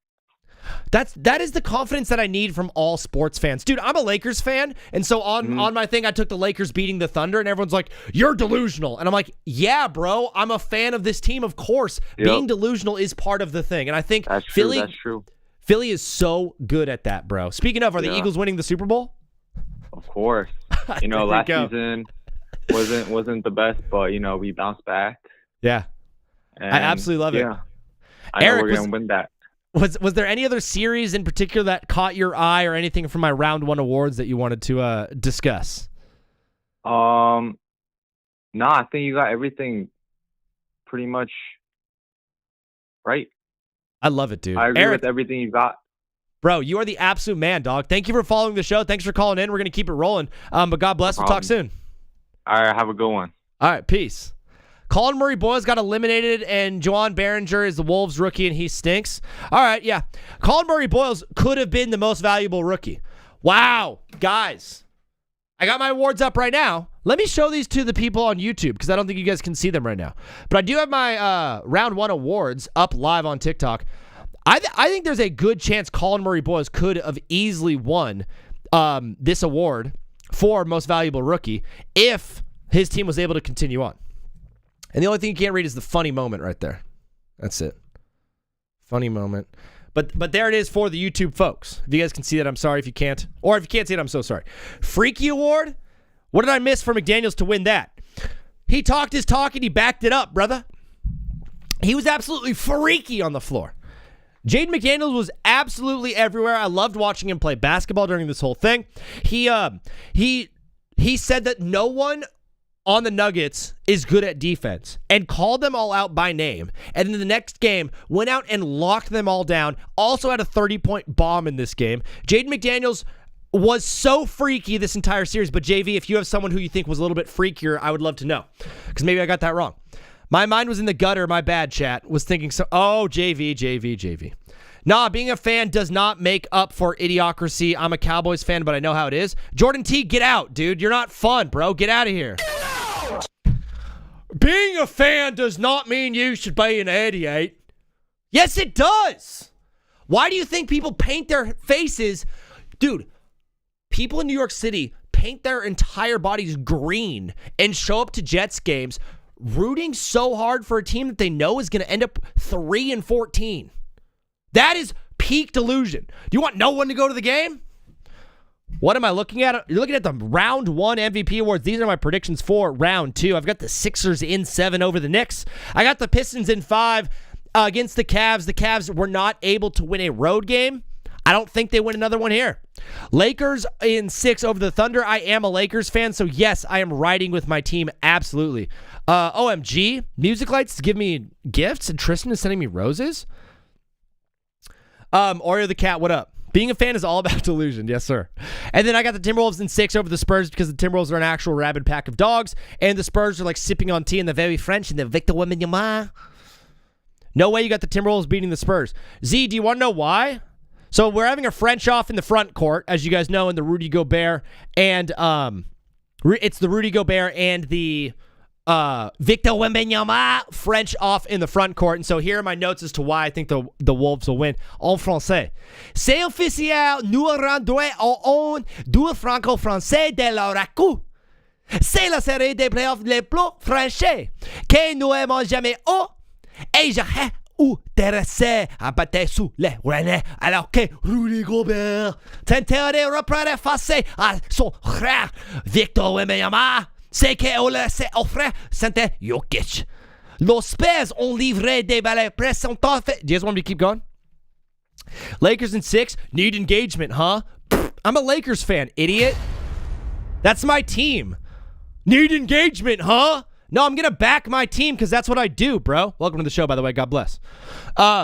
Wolves are 2-1 against the Spurs this season, and Ant is playing. Mason, that's a good point. I think the Spurs were down a couple of their star players, if you will, in some of those games. I'm not really going to factor in a ton of the regular season stuff into my playoff matchups, but, it's always fun to think about. Bro said, holy 0-4. How long did it take that bro to type that, you think? What should I say? How about Holy 0-4? We can keep going on and on about the predictions, or we can discuss my round 1 MVP, Rudy Gobert, my silent killer of the round, OG Anunoby, my most valuable rookie, VJ Edgecombe. Man, it was my first time doing like mid-playoff. Thank you for the follow, Wom. It was my first time doing like mid-playoff awards, and I thought it was very, very fun. Until I got down to White Boy of round 1. Okay? White Boy of round 1. Peyton Pritchard was a lock. Duncan Robinson was a shoo-in. Kevin Huerter. Dean Wade. There were so many names out there. Franz Wagner. Austin Reeves. There were so many White Boys that could have gone out and done it. But no one did it more than our guy, Luke Cornett. My official NBA playoff round 1 White Boy of the round. Freaky, yeah? I don't know. He was just freaky. He was just crazy out there. It's the guy that's just like, it's the opposite of silent killer. It's just like, he's the freaky one. He's insane. He was talking his talk and backed it up. He had a 30-point bomb in one of these games. He was locking everyone down defensively. He talked his talk and backed it up, so he got the freaky yeah award of the round. Over under 200. No, I don't do that stuff. Might as well just give your money to Vegas. That's the dumbest thing you could do with your money. Gamble. It's crazy. Best injury is crazy. Dude, it was awesome. The reason Wemby wins best injury is, 1, it was funny. He hit his face. Someone falling, hitting their face is always funny. Number 2, there wasn't like any like true damage done to like career-altering damage. You know what I mean? Like, he hit his face and got a concussion. It doesn't affect his career. And 2, he was back in like a game. So he missed 1 game. It was funny. All the memes were really good after. Do you remember when he was like this? That was funny. Yeah, injury of the round. We'll probably have another injury of the round starting very, very soon. No way Cade ain't the MVP. Jackson Cade could have easily been the MVP. It's just what Rudy Gobert did to Jokic defensively. It was just so good. Looking back on it, since Rudy Gobert was going to get the Best European award, I probably could have given the MVP to someone else. I think I would have had Tyrese Maxey as my second in MVP voting, and then Cade maybe as my third. All right, this guy's out of here. I still believe James Harden is cursed. Don't see Cleveland past next round. Dude, James Harden finally won a Game 7, guys. Oh my gosh. The beard. It's the beard. We love him. Do you guys want to take 5 minutes to do this? How do you fix this team? How do you fix the Boston Celtics, guys? A lot of people, especially in the Boston area, are just gonna be like, well, you know, we already got the squad, we run it back. I'm gonna go out on a limb with this one. Thank you for the follow, bro. Fire Joe Mazzulla, said Mason. Dog, I felt like Joe Mazzulla was playing with his food this round. It felt to me like Mazzulla was getting ready for the Knicks or getting ready for the Pistons or getting ready for who's coming out of the West. He was trying different rotations. He was playing guys different minutes, trying different matchups. Nick Nurse just ran his best 7 every game and said, this is what we need to win. Joe Mazzulla was playing with his food. Sam Hauser should never have been playing in the last 2 games of the series. Look what happened up in Toronto. Brandon Ingram was horrible the first 2 games. He got sat on the bench. That's what you do. Joe Mazzulla was not expecting to lose this series. He played as if they were already penciled in for the next round. And Jaylen Brown last night on his stream, on Twitch with all of his goons streaming from a hallway, let the world know he had his most fun this season. All right, see Oreo. Than he's ever had in the NBA. It was also the one season that he got to be the number 1 option on the Celtics team. Hey, between you and me, man, I think we might have seen Jaylen Brown's last game as a Boston Celtic, but that one's just me. Let's get back to this bracket as we keep rolling. Hear me out. John Morant to Boston, said Saucy Will. Dog, I would love to have that conversation with you about John Morant. That is hilarious. That is awesome. Try to get a young player who's a rising star and learn to give up Jason Tatum. Jacob, are we already out on Jason Tatum? Are we out Ski Lebowski on Jason Tatum, on JT, on the Tatester? Listen, the guy's a great basketball player, man. I don't think we can completely just get rid of Jason Tatum. Trade Derek White and Hauser for Jamal Murray or Bam. Kyle, obviously picks will be involved with both. All right, well, I was going to say that's crazy, but when you say you're going to throw in some picks, I could see it possibly happening. But what is up, brother? You are live on TBWZ Widescreen Radio. What's your name? Where are you calling from? up? It's Logan from Philly. Logan from Philly, you've called into the show before, brother. I've got the 76ers in 7 over New York. How you feeling about this series, bro? I think it's going to be a dogfight. I definitely think it's going to be close. I mean, but if we can get through Boston, we can definitely get through New York, I feel like. Well, all the people that said that Boston was the best team in basketball are now saying that the Knicks are going to absolutely destroy the Sixers. So the math isn't working out for me. Because I'm like, the Sixers just beat the team that you said was the best team in basketball, and now you're taking them to lose against what you've already admitted to is a lesser opponent than the one they just beat? It's just the math isn't working out, bro. Exactly. I mean, granted, I feel like if we're talking about pure talent, New York and Boston have the best 2 rosters. Sure.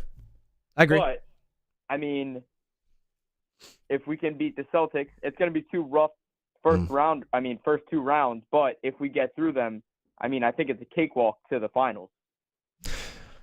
Yeah, I mean, I'm not super impressed with Cleveland or Detroit, so I think you guys could easily get to the finals if you do get through Boston. My one worry is, like, Nick Nurse is kind of playing a rotation of 7. You know, who's coming off the bench? It's like Quentin Grimes and, like, Paul Reed. You know, New York plays 9 to 10 guys, and they're all kind of solid. So I do slightly worry about, like, the rest factor of these teams. But, you know, Maxey and VJ are very, very, very young, and they should have their legs underneath them. Yeah, I mean, that's a good point. New York has some of the best defenders. I mean, I think Maxey could expose Jalen Brunson's poor defense he had in that first round. But, I mean, if they switch, like, OG Anunoby or, like, Mikal Bridges on him, those are guys that could fight through screens. Yeah. And that's how Embiid and Maxey really play a lot. So That's the interesting part is, like, who is Brunson guarding? And then are you going to have Mikal Bridges and Josh Hart out on the floor? Because those guys combined for, like, 18 points per game in the playoffs. And they did not play well offensively, did not contribute. So are you going to have 2 guys out on the floor that do not score just to play defense? That means you have to have Cat, OG, and Brunson going off every game. And it's going to be tough for Cat to go off offensively and lock down Embiid at the same time. Yeah, definitely. I think... Wait, no, I didn't mean Drummond. Drummond is on the Pistons, I think. I don't know. Someone in the chat is saying I'm wrong. Brother Logan, did you see my round 1 awards? No, I didn't. All good. Do you have any other series in round 2 that you're looking at and have a tight prediction on that you think is going to be a little fun one? My only hot take right there was in the round 1. I thought Denver was going to come back from a 3-1 deficit, but that didn't work. So I really got nothing. That Wolves team is freaky. Everything that I thought was going to happen has completely shifted. Like, this is the craziest playoffs I think I've seen in years. As a ball knower, yeah, you would attest to that. It is 100% one of the craziest playoffs I've been a part of, and round 2 should just get even more freaky. Logan, God bless, man. Thanks for calling. We're going to keep it rolling. All right. Thank you, man. Peace. I would be remiss, guys, not to mention the greatest story from this sports weekend. Golden Tempo winning the Kentucky Derby. I'm so sorry I missed it in the Power Hour. Shout out to Golden Tempo, first female trainer to ever win the Kentucky Derby. It only took him 152 tries. Is the Joker MVP duo last season together? JV. I don't think so. Listen, Jokic is in line for a contract extension this July. It's a 4-year, $290 million extension. It's going to pay him about $72.5 million average per year. In an 82-game season where Jokic is probably going to play closer to like 65, 70, Jokic is going to be making $1 million a game over the next 4 years, basically, for that team. I'm a Lakers fan, TV. What do you expect me to say? You expect me to think my team is going to lose? These people are delusional. They don't know how sports fandom works. I don't see them moving on from Jamal Murray and Nikola Jokic at the same time. Obviously, Jokic is there to stay, but I don't think Jokic wants to get rid of Jamal. You have to understand, like, part of what they do is dependent on what Jokic wants to happen. You're paying the man $1 million a game. He's going to be a massive decision maker in it. Nas Reed in the chat. What is up, brother? You are live on TBWZ Widescreen Radio. What's your name? Where are you calling from? I've been on here a couple of times, and I think you already know my name, Leo. It's Leo, my guy from New York, right? Houston. That's it. Leo from Houston. I remember now. Brother, how are you doing? How did you feel about round 1, bro? It was pretty nice. I liked it, but I came on here to talk about a hot take that I would like. I would not like nothing more, Leo, than to hear your hot take. Fire off, bro. All right. So I think this is just whole NBA. I think the first seed should get to choose their opponents. Oh, I love that. So instead of them getting matched up with the 8 automatically, they get to choose who they play in the round 1. And then does 2 get next choice and then 3 get next choice, like a draft? Or is it just 2 through? No, it's just 1 seed. So it'd be more competition.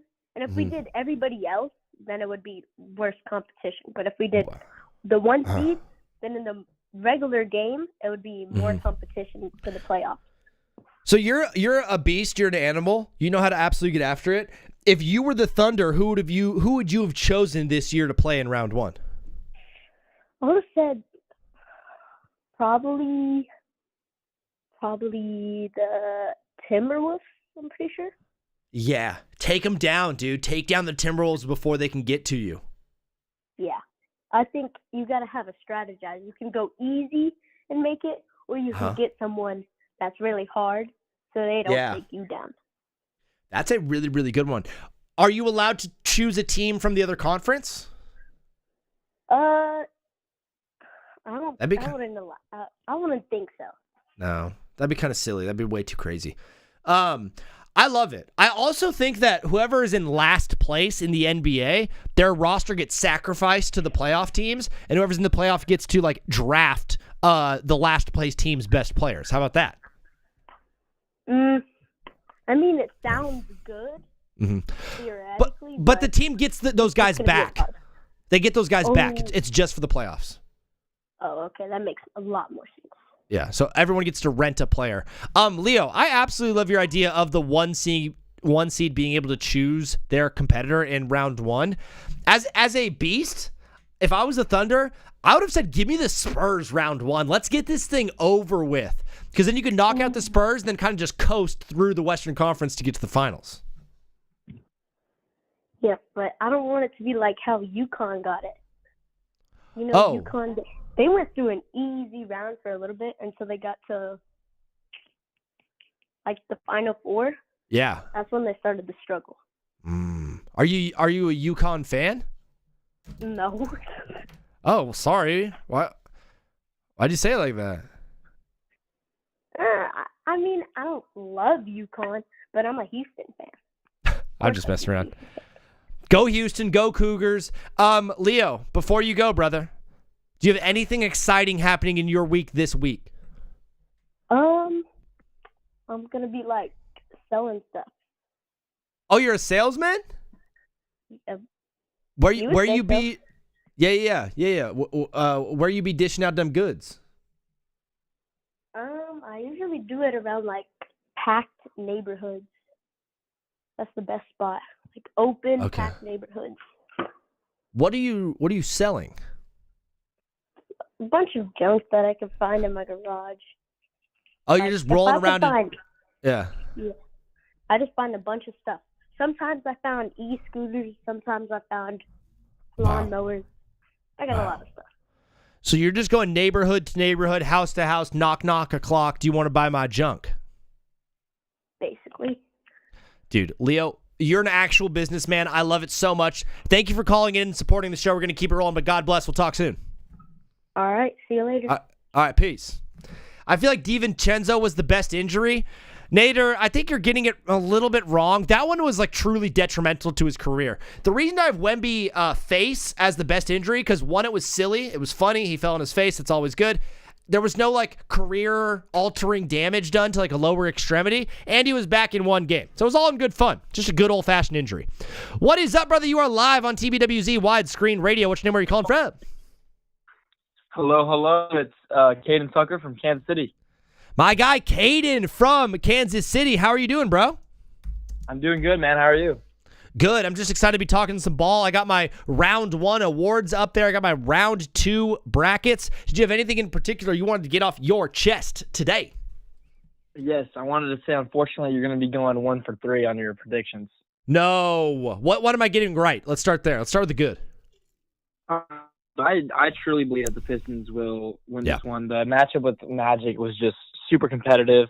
Yeah. Same with Cavs and Raptors, but I think Cade Cunningham will just he'll do hit a buzzer beater from 3. He's the real deal. Love it. He's in the I think it's 6, but 5 can totally happen for sure. Yeah, it definitely can. Go for it. But I do think that the Spurs could even win in 5. Like the Spurs, I think will beat. But win tonight is what I believe in my heart. Obviously, even without Wemby, Spurs are such a unit of team that they just are. True. They are so well. I mean, obviously Timberwolves are a great team as well. Rudy Gobert, Anthony Edwards. But I think just with Wemby and Spurs. Yeah. I hate to be like the unk of this thing. It's like the whole like Spurs don't have playoff experience. I don't really like think about that too much. But what I do know is they played a team in Portland that was not really playing playoff basketball the way that the Wolves are playing playoff basketball. The Wolves like literally looked like a diseased pack of canines right now.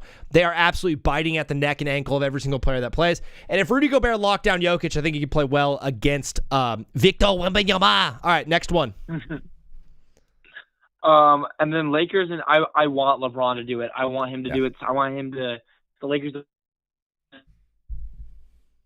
You know, obviously it's possible with Doncic coming back, helping LeBron, assisting him. I just really say Doncic is back since today. Like, I don't care. Like, I think SGA and the refs are too powerful.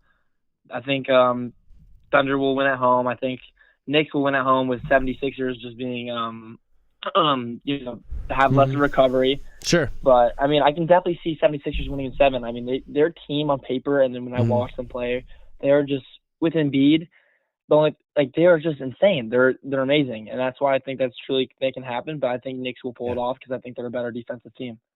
Yeah, and they have home court, which is very big. I mean, the Cavs and Pistons won. The Cavaliers did not win a road game, so that's why I kind of have them kind of getting pretty much chalked by the Pistons. But the Sixers, man, if Embiid stays healthy, is the adage that everyone is always going to say about this team. He looked good. He was kind of hobbling at the end of the game, so I am slightly worried there. But, it's going to be a very, very fun and exciting series. Caden, were you able to see my NBA Round 1 awards? Did you think I got anything right or anything wrong there? I did. You got which one did you get right? It was I can't remember. I did see every prediction you had, and what you went 2 from. What did you go? What was your record on the games? Oh, my OG bracket of round 1. Yeah, I was looking at that the whole time. My round. My round 1 was. I don't have it. Dang, I thought I did horrible in that one, but yeah. Brother Caden, what series before you go? What series are you most excited to watch in this one, and why? I mean, for me, Lakers and OKC.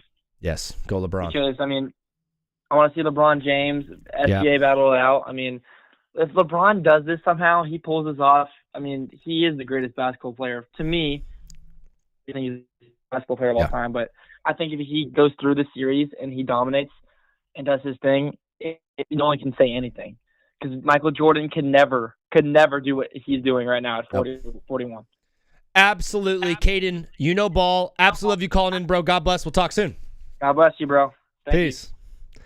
Caden came in with facts and knowledge and absolutely balled out. Guys, here's the thing about the Lakers over Thunder. And I'm going to give you guys a public service announcement. This is something that you guys can just take home with you, put it in your pocket, take it home to school, ride on the bus home with it, whatever you need to do. Just let people know that you have the goods. And I'm going to give it to you right now.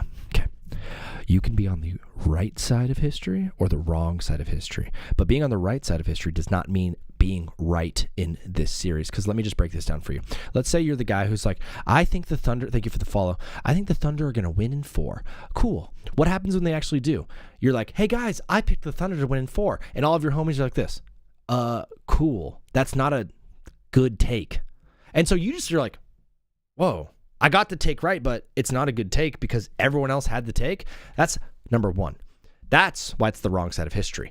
Number 2, if the Thunder lose and you took them to win, you are a fool in the rain. Led Zeppelin. Is that their best song? Maybe.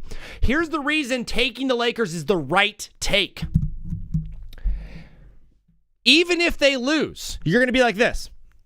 Sorry, I just wanted to see LeBron do it. And everyone else is like, yeah, that makes sense. It would have been cool if he did it. You're like, okay, cool. Also, if you're a Lakers fan, you ride or you die with your team. Like I am.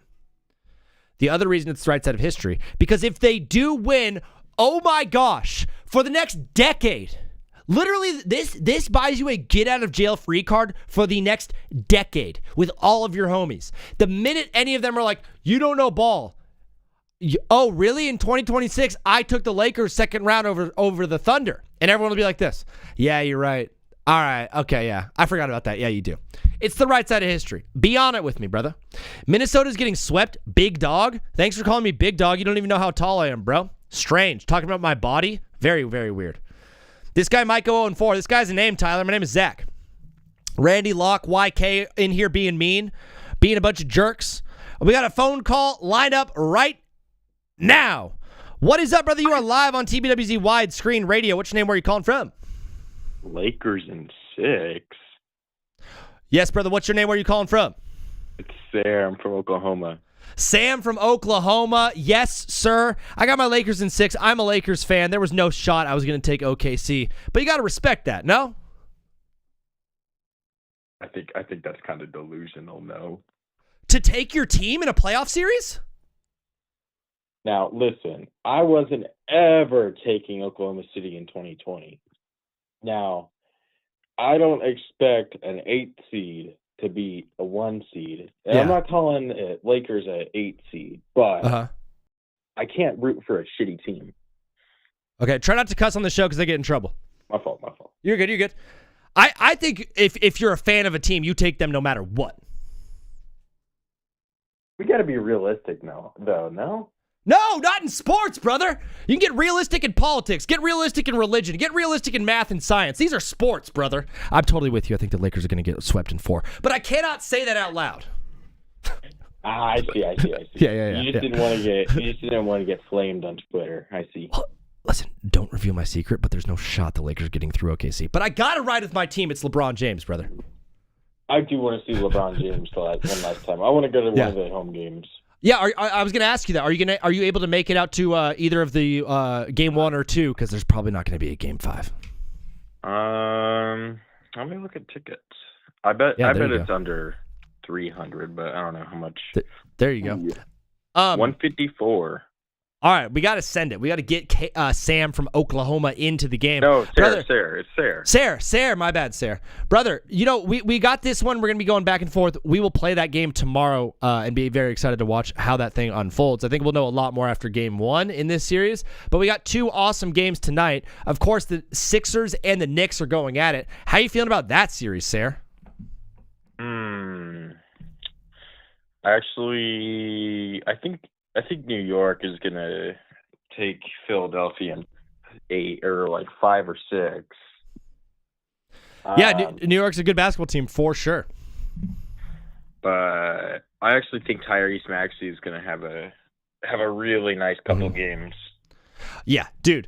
Sarah, in my round 1 awards, which I just put live on TikTok, I gave the atmosphere of the round to Oklahoma City because it seems like every single time they have a home game, it's the best atmosphere in sports. Am I right there or am I wrong on best atmosphere of the round? You're pretty right, but it's kind of embarrassing. I went to the round of 32 in March Madness. Oh, yeah. Nebraska versus Vanderbilt. It was much louder. Really? Was it all Huskers?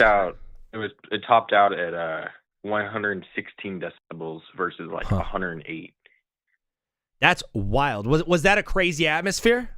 Oh yeah. That sounds so awesome. My dad, who is from Oklahoma, met 8 of his buddies back home. Nice. It's crazy. That's awesome. Before you go, Sarah, do you have a game in particular that's the coolest game you've ever been to as a sports fan? I went to the finals last year. That was Wow. pretty cool. But, That is so awesome. And maybe you can go back to no, it this it was year the first if you game, do. so I'm pretty upset about it. Oh, the game you guys lost. Yeah.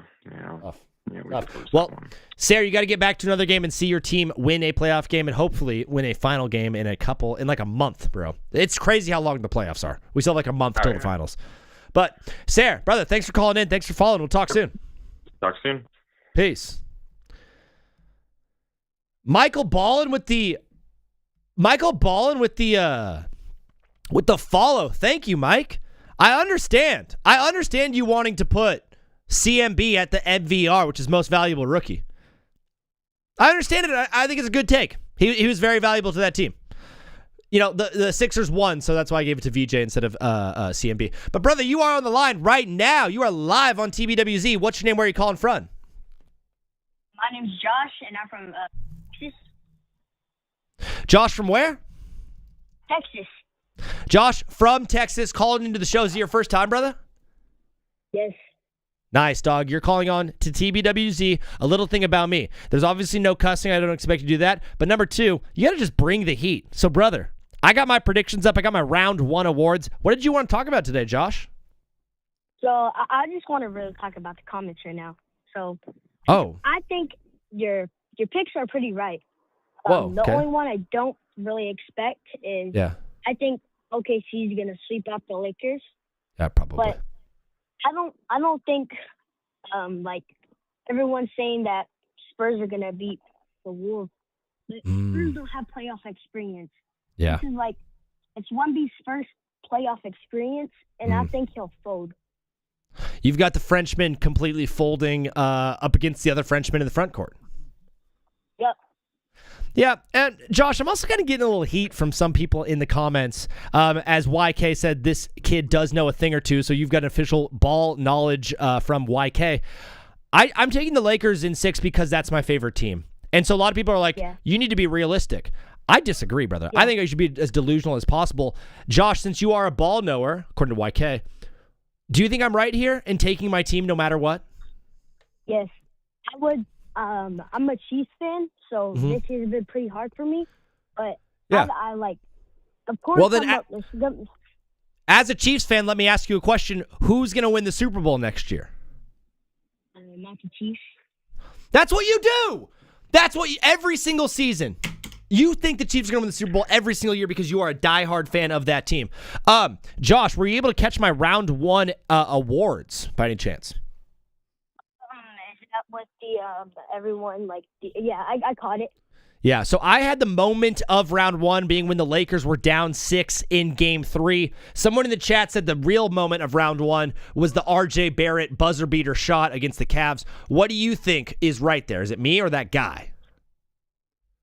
I think it was that guy because the RJ Barrett shot was actually, I really liked it. I was watching the game live.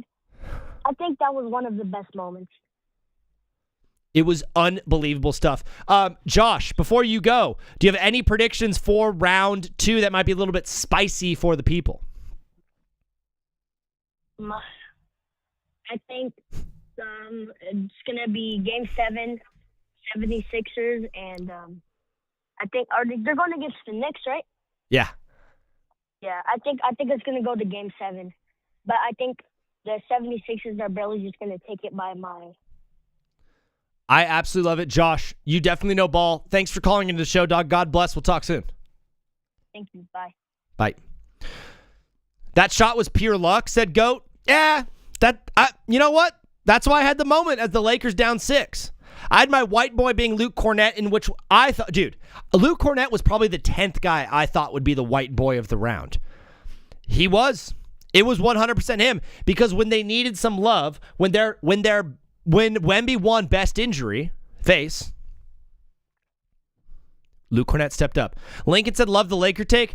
Dog, I'm a Lakers fan. I got to root with my team no matter what. What is up, brother? You are live on TBWZ Widescreen Radio. Which name were you calling from? Yes, JD. I don't know if you remember me. I'm Kendrick. I was a 76ers fan. Bro, Kendrick, calling into the show. Of course, dog. How are you? I'm doing good. I just wanted to speak on your takes in the 76ers again. Absolutely. As long as you do it without cussing, say whatever you want, brother. Let us have it. Of course. Okay. So I obviously believe your 76ers in 7 take. I like that. Like it. I question the Pistons versus the Cavs in 5, and I question the Timberwolves and the Spurs in 6. The Timberwolves and the Spurs one, I think I'm kind of doing like a deductive reasoning. So if Rudy Gobert did that to Jokic, he should be able to do that to Wemby, right? That's my kind of thought there. Yeah. The number 2 is like the Wolves are actually playing like a rabies-ridden pack of wild dogs, and the Spurs have never experienced anything close to the physicality that Minnesota is going to bring. They just played a Portland team that was like pretty soft for a playoff series. Minnesota is going to be a whole nother animal tonight. Yeah, and I do understand that.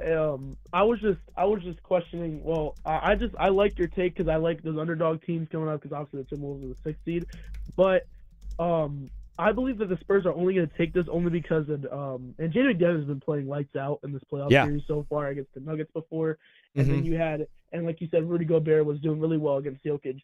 But he's my MVP. Injured coming back in game 1, which we don't know how he's going to play. It depends on how he plays this game. And we don't know how Wemby's going to play against Gobert. Now, obviously, game 1's tonight. I'm going to tune into the Sixers game first, but I will be playing close eye to that game because the Spurs, if Wemby can handle this Rudy Gobert, then this series might be over because there's no one. If there's no one stopping Wemby, there's no one. If there's no one stopping Wemby, then how are you going to stop the rest of the offense? Because you also got Stephon Castle, you have De'Aaron Fox over here on the side, and their only scorers on the Timberwolves team is Jaden McDaniels, Anthony Edwards, and Rudy Gobert, but he's only really there for defense, and I guess you can count Asu Dame, but I'm pretty sure he's injured right now after he dropped 40. But I don't really see lots of offense if the Spurs can stop them. But the Spurs don't really have the greatest defenders besides obviously DPOY, Wemby. Yeah. But the hard part too is like a lot of Minnesota's game is driving the paint and kicking out and getting kind of like more mid-range stuff for Anthony Edwards around the rim. And if you got Victor Wembanyama sitting there, you're gonna struggle getting the ball in the hoop around the rim. Especially Wembanyama just sitting in the paint and just the demigod sitting over there, especially with his shooting and scoring and defending. But I think it's gonna be a great series. I wouldn't count out for any less. I personally had the Spurs in 5, but you changed my thinking because this is a very young Spurs team, and young teams, the OKC Thunder back in 2024, they collapsed because they fell. I'm pretty sure to a Nuggets team. I'm pretty sure if I'm correctly, they fell to not the Nuggets. I don't know who they fell to. The Lakers. Man, I forgot. I know they fell because they were a very young team. Yeah. But the Spurs, especially Wemby, we'll see how he fares against a very good round 2 Timberwolves team because consistently they've been making it past the round 2. But with an injured Ant, we'll see. But I like that series. I'll definitely tune in. Yeah, you're right. It's all about how Anthony Edwards shows up in this one. Kendrick from PA. I'm just jonesing for football. Is there any way you could just give me like a 30-second or less football take before you go? Yes. Okay. So my take is obviously I'm an Eagles fan, especially with, go Birds to the Sixers. My take is that the Eagles aren't going to be as bad as a team as people think they are going to be this year. I know a lot of people from the Eagles have been gone. We lost a lot of key players. We lost Reed Blankenship. We lost who else? We lost a lot of players. There's too many to name. It was a very sad offseason. But I think that we're going to still be a playoff team. I'm not saying that we're going to go all the way. I'm a diehard Eagles fan, and I'm not even saying we're going to go all the way. But we're definitely still going to go to the playoffs, and we're definitely not losing to the Dallas Cowboys and we're not splitting with them again. 100%. We're going 2-0 against them. That's the take. 2-0 against the Dallas Cowboys. Brother, we got to keep things rolling. Kendrick, we'll be live again after the games tonight. So I'm live Monday, Wednesday, Friday at this hour, and then after the NBA games, I'm live again every night. So plenty of time to talk some more ball, brother. But thanks for following, and thanks for calling. We'll talk soon. All right, thank you. See you. All right, peace. Lakers beating the Thunder is laughable. How laughable, Steph? 3-0, 305? How laughable? Show me on a scale of 1 to 10. Actually, send me a video. Send me a DM of you laughing. Show me how hard the laugh is going to be. JD Walker is in the Twitch chat hanging with us. We got the YouTube chat open. We have the Twitch chat open. And my guy, JD Walker, is now live on the TBWZ hotline. What up, JD? What is up? Dog, just hanging, having a good time. I got my round 1 awards up on the big screen. Did you have any thoughts that what I did here was wrong? That was a horrible sentence. You know I did. Like what? You know my big problem. With my round 1 awards, I gave OKC the atmosphere. Round 1. Okay, sorry. Yeah, I can't see it on Dude, Twitch. I gave OKC. I just put it up on Twitch. I gave OKC the atmosphere of the round because they love to wear their shirts and they love to stand before the game starts. Exactly, and then we stand until we score a bucket. Yeah. Do you also think that Rudy Gobert deserved to be the MVP of round 1? Is that who you put? Yeah. I can agree.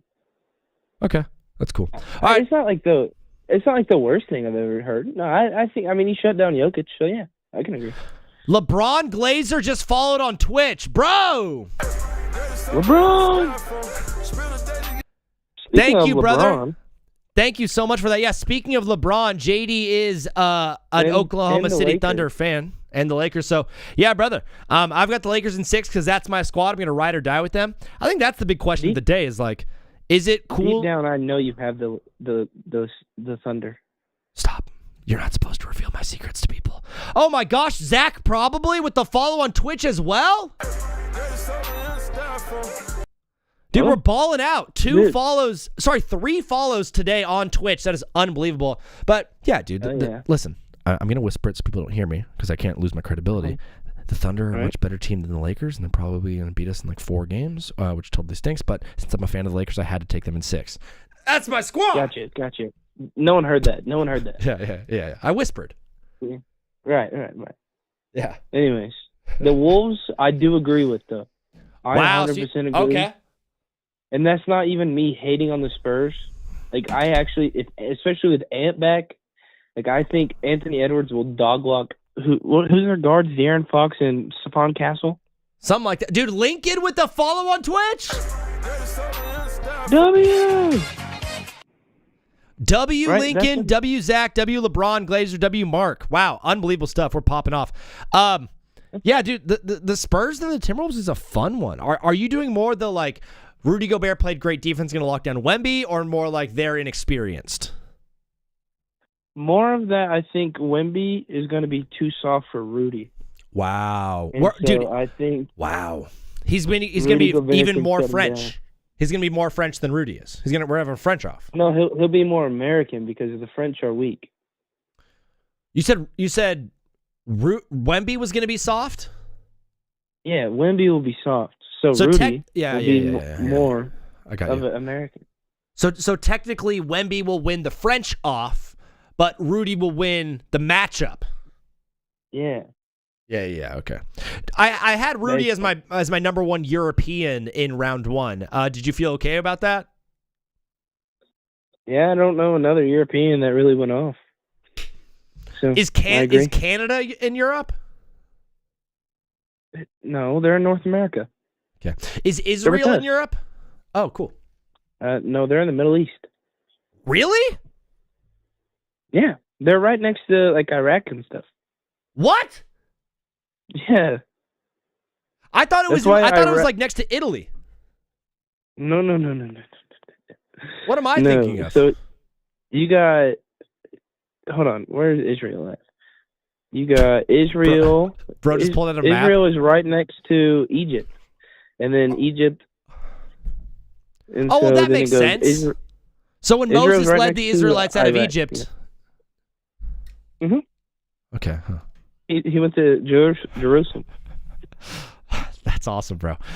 So I know you're a Thunder fan. I know you're taking the Thunder in that one. I know you're taking the Wolves with me over the Spurs. Real quick, in 30 seconds or less, we got Sixers and Knicks tonight. Cavs, Pistons going off again tomorrow. Who do you got in those series? Give me the Pistons and then give me the Sixers. Pistons and Sixers. I absolutely love it. JD, thank you for hanging out with us. He's a mod over Can I say one more thing? Yeah, of course, bro. To the Eagles guy that called right before me, just remember the 21-0 choke job that you had last year. I forgot about that. That was when they were up 21-0 with like 9 minutes left in the second quarter. Mm-hmm. Because remember, before that, we were doing the whole like Jalen Hurts can't throw the ball deep. A.J. Brown hates his life. And then he had 3 touchdowns in the first half and looked unbelievable. And then you guys came back and won. Exactly. It was great. That is so awesome. Football absolutely rocks. JD, thanks for calling in the show. We'll talk soon. Yes, sir. See you. Peace. SRT is in here and Zach probably hanging out. What's poppin', bro? Good to see you in the Twitch chat.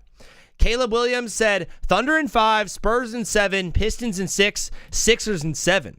Caleb is with me on the Sixers in 7-1. Unbelievable stuff from my guy. I'm Bryce said, what do I mean by best injury? So, on the screen, I do have my round 1 awards, and that 630 number will take you in a little bit.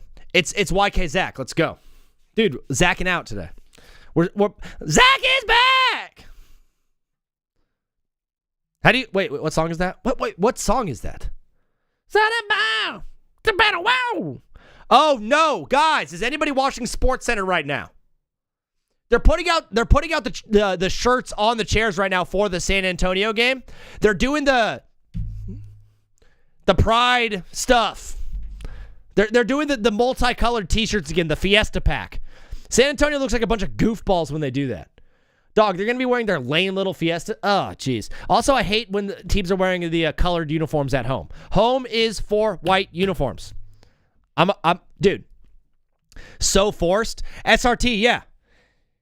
Like, blackout, whiteout. That's it. That is the only T-shirts you should ever be doing is a blackout or a whiteout. I'm not going to an arena, seeing a fuchsia-colored shirt on the back of my chair and wearing that thing. And they're putting people up on the Jumbotron, shaming them into wearing my shirts. It's teal.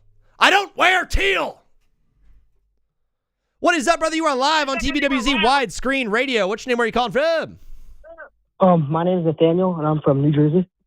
Nathaniel, do you go by Nathaniel? Do you go by Nate? Do you go by Nathan? No, I just like Nathaniel, whatever people want to call me. That's super awesome. Is that like a family name? Is there any other Nathaniels in your life? No, only one. Yeah, absolutely rocking. Now, random question before we get into sports. Are you one who thinks you want to pass on your name to your son? Like your son would be like Nathaniel, last name the second? I don't know. I've thought about that a lot. 'Cause I have a lot of stuff that has my name on it, so it would be nice to pass down. It would be pretty cool, and it's probably a ballin' name. It carries a little bit of weight. It has some, like, gusto. It's got, like, rich energy to it, Nathaniel. But I'd be remiss to not talk basketball with you, my friend. I've got my predictions up on the screen. I also have my round 1 awards popping in and out. What did you want to talk about today, Nathaniel? So I'm from the tri-state area, and I'm a Knicks fan, and I don't agree with the Sixers take. Okay. So are you South Jersey? North Jersey. North Jersey. Oh, you're a Knicks fan. There's a lot of Sixers fans up there in North Jersey. Nah, South Jersey. You're Jersey right. By Philly. I don't know geography. I thought Israel was in Europe. I heard that. Let's say with Canada. Oh, yeah, okay. You got the Knicks winning the series against the 76ers. How many games do you have it? I would like to say 5, but I think we'll go to 6 again, like their last series. I like it. You're a minute and a half in the call. I'll give you another minute and a half to explain to me why are the Knicks going to beat the Sixers. I think the Knicks are deeper. I think they have a better rotation. They might have better depth to their lineup. There's a ton of reasons. You also have home court. What is it for you?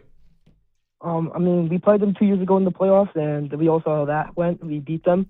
I believe it was 6 games. I don't remember. It was 2 years ago. But again, everyone was.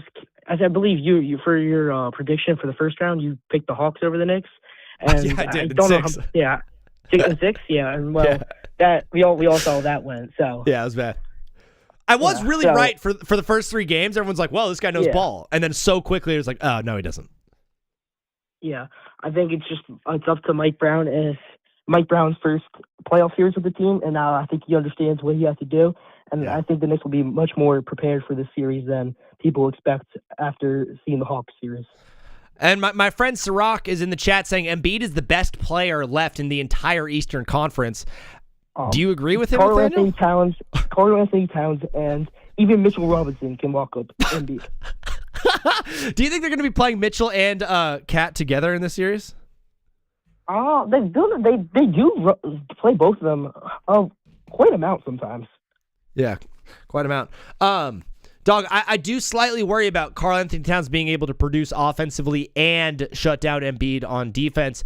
If you were the head coach, what would you have him focus his energy and effort on more? Locking down Embiid or scoring? I mean, he can play defense, but he just doesn't. So I'd focus him on scoring because he's a liability on defense. Yeah, he's a runner. He's a track star. Nathaniel is from New Jersey. Before you go, brother, yep. I need football in my veins. Can you just give me like one football take in 30 seconds before you go? Yeah, I'm going back to that Eagles fan that talked before. The Giants beat the Eagles, and I know you're going to say whatever happened in the second game, but we didn't have a Scadaboo. We had a very hurt Dart too.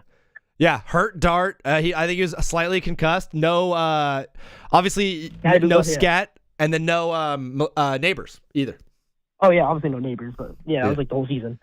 No neighbors. All right, brother, thank you for calling in, Nathaniel. Thanks for following the show. We'll talk soon, bro.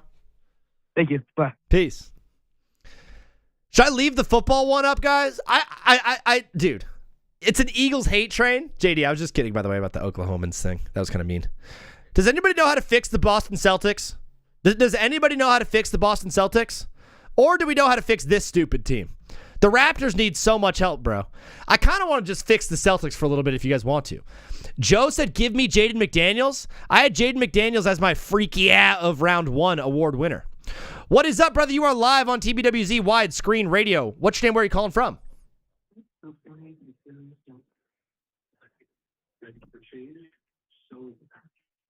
Where am I calling from? Yeah, make sure you listen through the phone and don't listen through the stream because it's delayed about 10 seconds. But, brother, you are now on the phone live. What's your name and what state are you calling from? My name's Carter, and I'm from California. Carter from California. I'm in OC. What part of California are you in, bro? I'm also in OC. Bro, we're homies. We're neighbors. I love it. I went to Foothill High School. If you know the spot, I don't want to know where you went to school. Don't dox yourself. But, brother, we are brothers of the OC. Do you happen to fancy yourself a Lakers fan? I am a Lakers fan. Lakers in 7?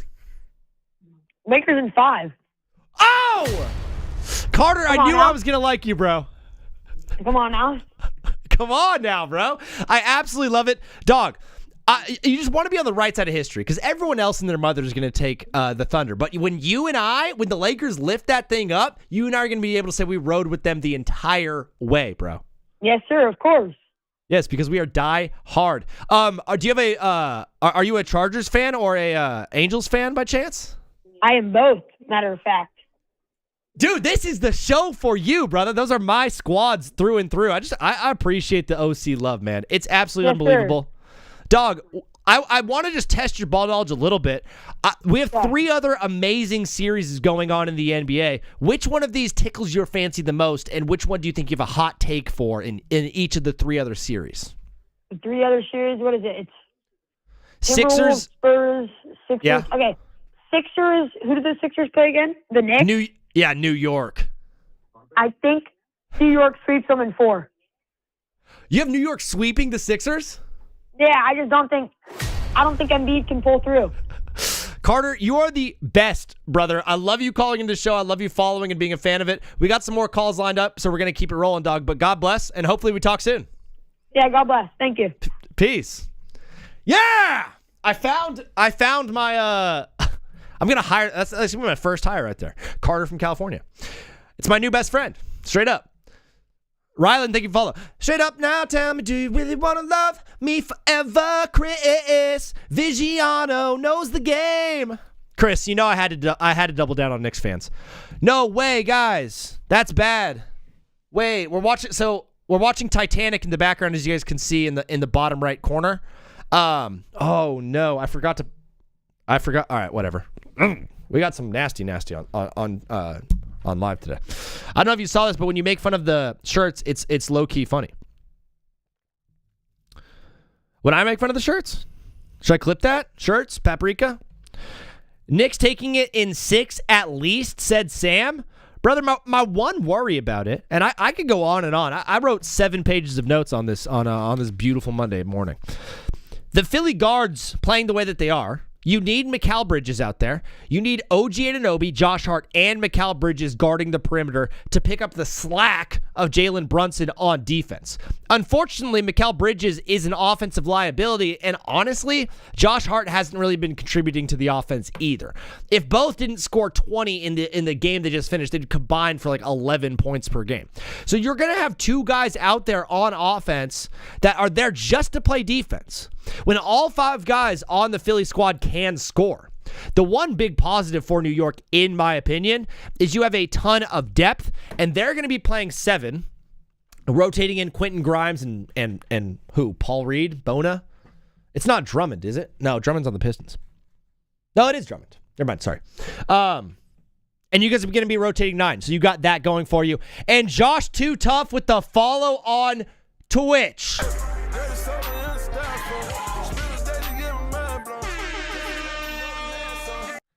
Josh, thanks for joining us, brother, on TBWZ. It's Drummond. Thank you. That's what I said. I didn't even mess up. Brunson can drop an easy 30-piece, man. He absolutely can. It's me from TikTok. Let's go. Yeah, he absolutely can drop a 30-piece, dude. So can Joel Embiid. So can Maxey. So can Paul George. So can VJ Edgecombe. And Kelly Oubre, he can drop a 13-piece. Bro, have you ever gotten a 13-piece anything? What is that called, a baker's dozen? I'm never using that term ever. Why do things come in dozens? Who was the first one to be like, how many eggs should we sell at a time? 12. Dude, 10 was sitting right there like, what? I'm right here, bro. And they're like, 10 gets everything. 11 said that. They're like, all right, 11, you don't want it to be 10? We'll give it to 12. 11's like, what? And then 13 is over there like, can we call me a baker's dozen? This is the dumbest conversation we ever had. What is up, brother? You are live on TBWZ Widescreen Radio. What's your name? Where are you calling from? 5, 4, 3. I'm Jack, and I'm from Minnesota. Jack from Minnesota, brother. I think you might be listening to the stream, so make sure you're listening just to the phone calls if you and I are having a dandy time on a Saturday afternoon, just having some back and forth. But Jack from Minnesota, bro. Oh, he hung up. Still here. Oh, you're still here. Sorry. Jack from Minnesota. I have the... This is an awesome start to the call. How was your day? Did you have school today? Did you work? Oh, yes, I did. I'm 16. Okay, well, all right. So we've got... All right. For the record, I did not ask. You had school today. What are you studying right now in history? In what? Sorry? In history? What are you studying in history? I don't focus in that class. Bro, what class do you focus in, Jack? Math. Oh, are you in algebra 2? Yeah. How are you doing in algebra 2? What's that GPA looking like, bruh?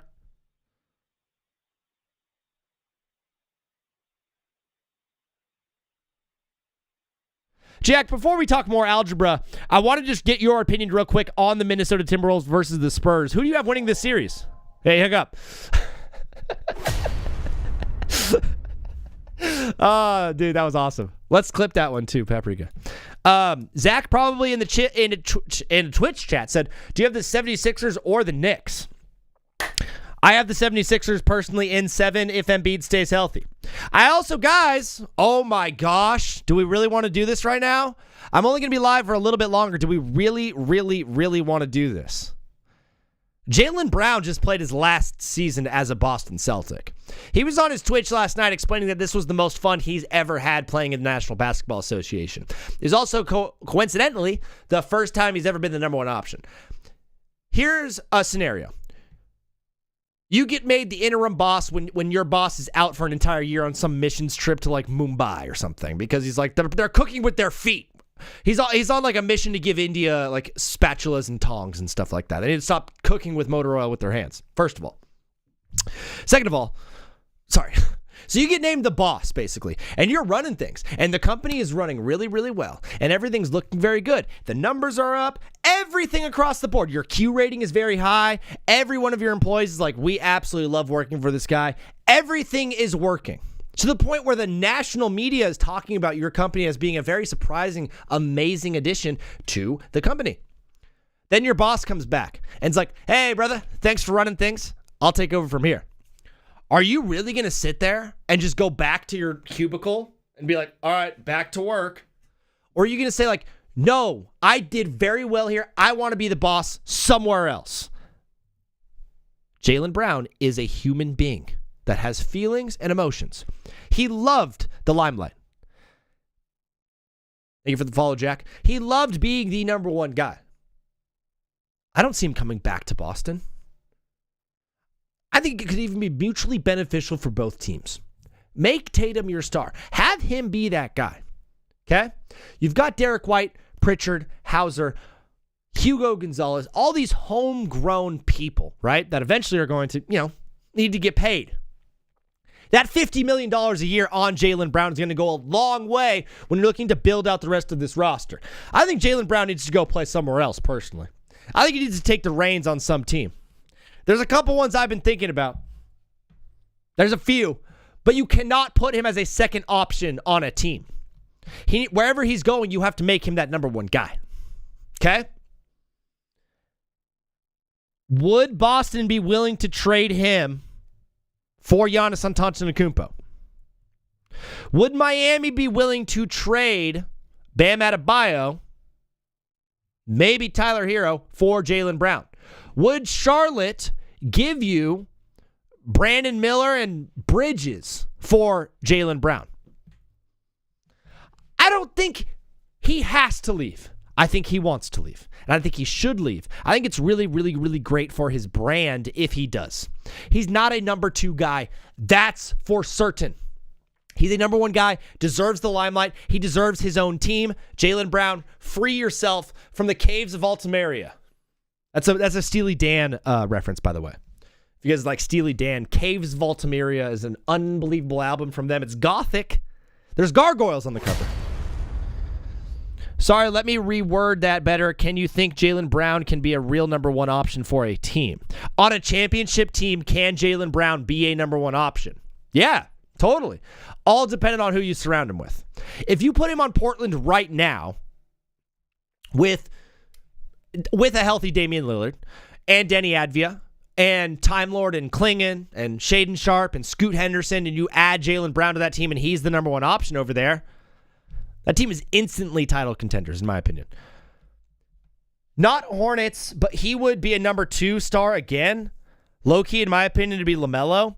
LaMelo is... They would have LaMelo probably handling the ball.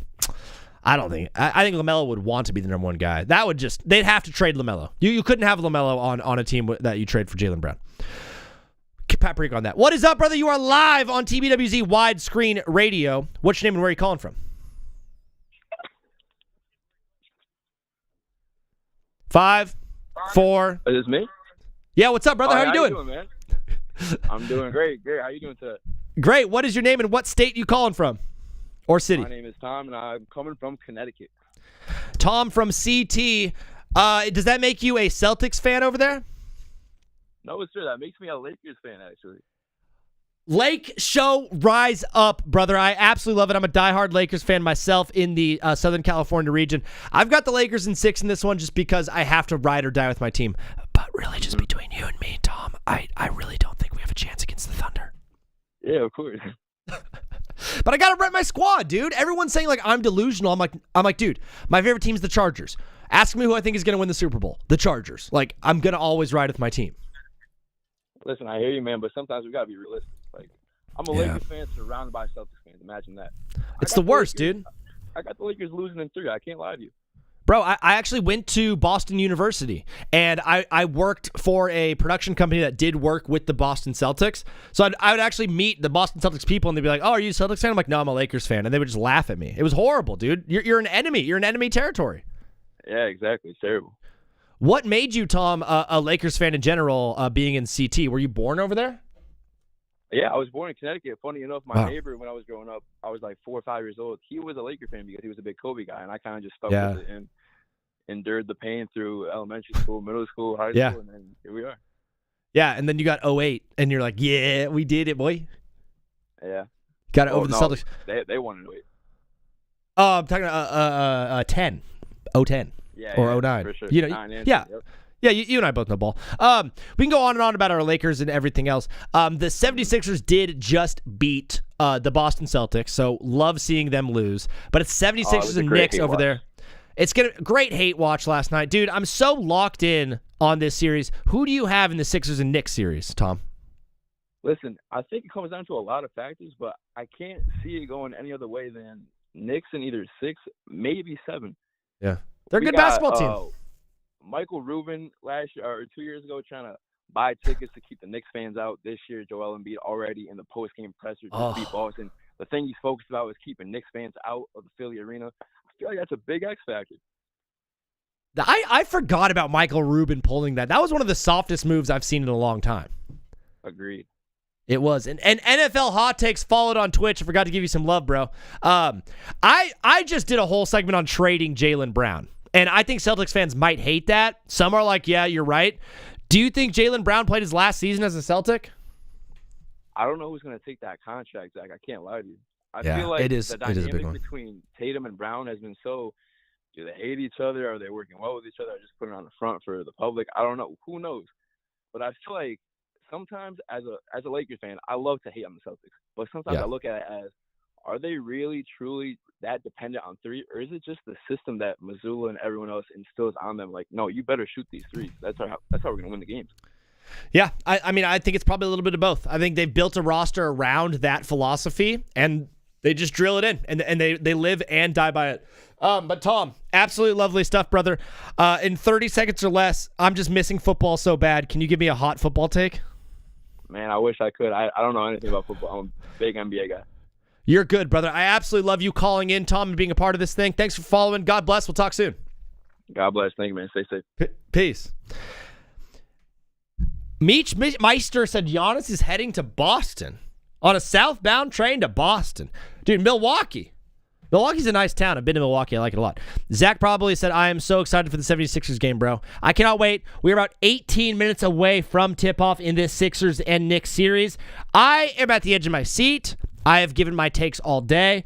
I still firmly believe in what I have said, but I'm ready to be proven wrong as the Sixers are going to be kind of tired.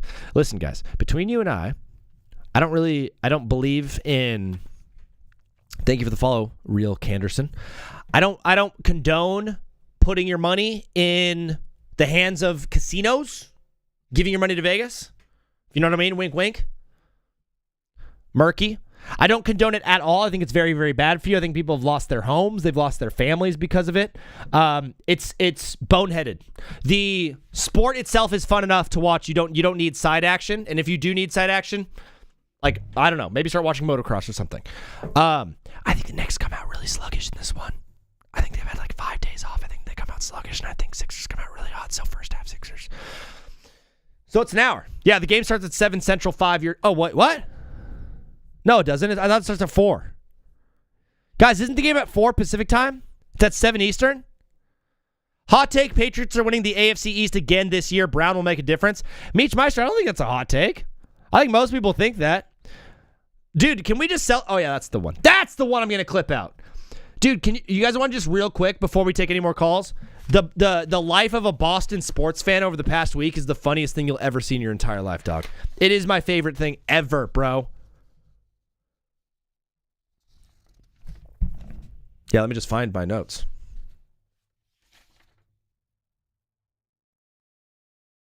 What the crap? Oh, yeah. Listen, Boston sports fans, this week alone, their hockey team was eliminated in the playoffs by a team from Buffalo that hadn't won in the playoffs in like 100+ years. The head coach of their football team got caught being freaky with a reporter, Diana Rossini. The entire coaching staff of their baseball team was fired because they have the worst team in baseball, the worst record in their division. And their basketball team just got eliminated by Joel Embiid, brother. I love it. We love it. Hey, we love it. Love watching Boston fans suffer. And they have not suffered more than they have this week. What is up, brother? You are live on TBWZ Widescreen Radio. Which name are you calling from? My name is Sean, and I'm calling from Minnesota. Sean from Minnesota. Is it S-E-A-N or S-H-A-W? S-H-A-W-N. So I think that's the correct spelling of Sean. Do you look down on people that spell it SEAN? Do you think you're better than them? Oh, I am better than them because their real name is Scene at the end of the day. Sean, I have a very similar thing with people named ZACH. I think that spells Zach, and Zach is either ZAC or ZAK or ZACK. But brother, we could talk we could talk etymology all day long. I'd prefer to talk a little bit of basketball with you, dog. Any hot takes you got for me? Not really. I was just wondering why you think the Wolves will win in 6, because I am a diehard Wolves fan, but I personally think Wemby will just be too much for us. Yeah, I mean, people thought Jokic was going to be too much for you guys, and Rudy Gobert and Julius Randle played some really, really good defense, man. Listen, it comes down to that. There's a French off happening in the front court in this series. It's the most French playoff series we might ever have. And Rudy Gobert is going to try to replicate what he did to Jokic to Victor Wembanyama. I know we could talk about intangibles and like height difference and all that kind of stuff.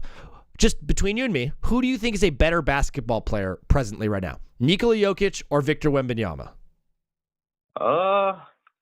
See, I would usually say Jokic, but he got locked down last series, so. What about 2 weeks ago? Definitely Jokic. Okay, so if Jokic is a better player than Wemby, why do I have people calling in thinking that Rudy Gobert is not going to do the same exact thing to Wemby? I know it's a different animal, it's a different beast, but dude, the Timberwolves are playing like a wild pack of coyotes hunting house cats.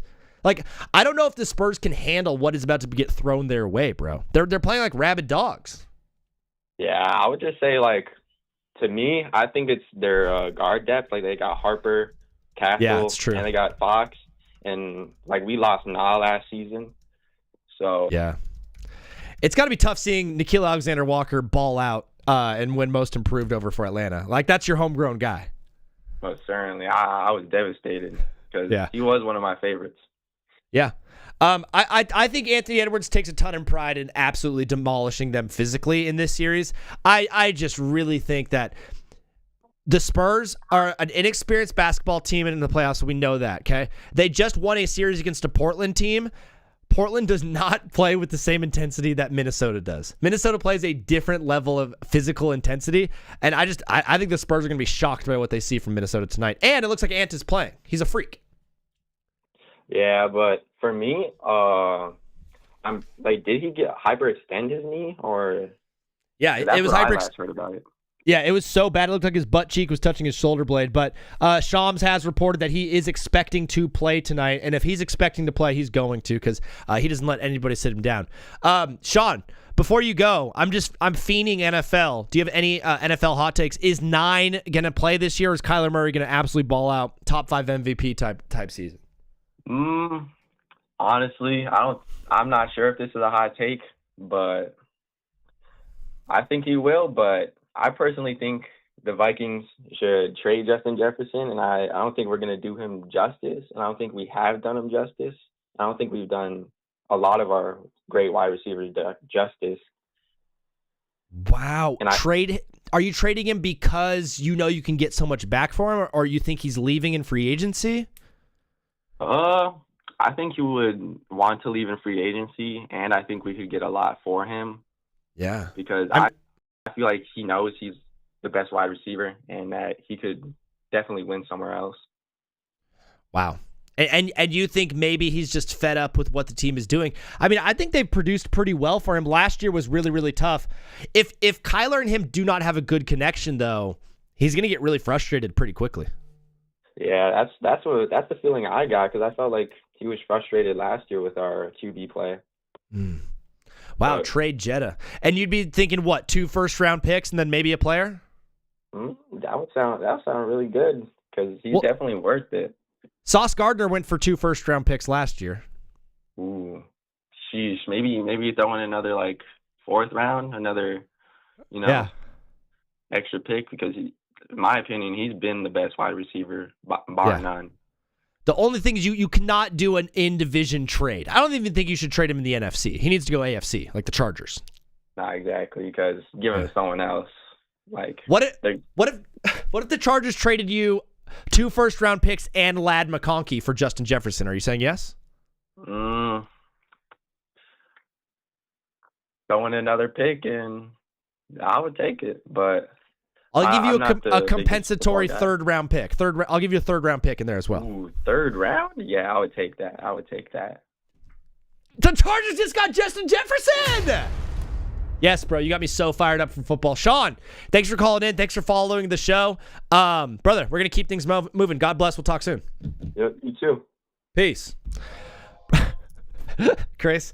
Fellas, I'm sorry to do this. The phone lines on TBWZ are officially closed. Thank you, guys, for calling in and absolutely balling out with us on today's show. We're going to keep rolling for another 10 minutes-ish here on Twitch and on YouTube to circle back on a couple of things.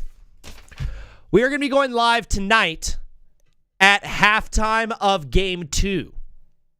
Halftime of Game 2. Let me see when that is, approximately. Because someone was saying the game is at 5 p.m. I thought the game was at 4 p.m. Pacific time. What time is the basketball on tonight? It's 5 and 6:30. That's so stupid. Wait,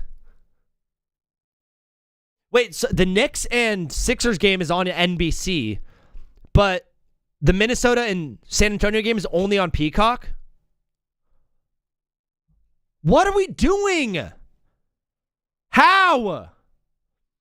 If you're going to do it like that, you play at 4 and you play at 6:30, so both games can be on one network. You're telling me you can only stream San Antonio and Minnesota tonight? Why is Adam Silver so bad at this? Because it's his fault. Bro's trying so hard to fix tanking. Dog, you look like a light bulb. Have a bright idea, please. Put the games on TV so the fans can watch them.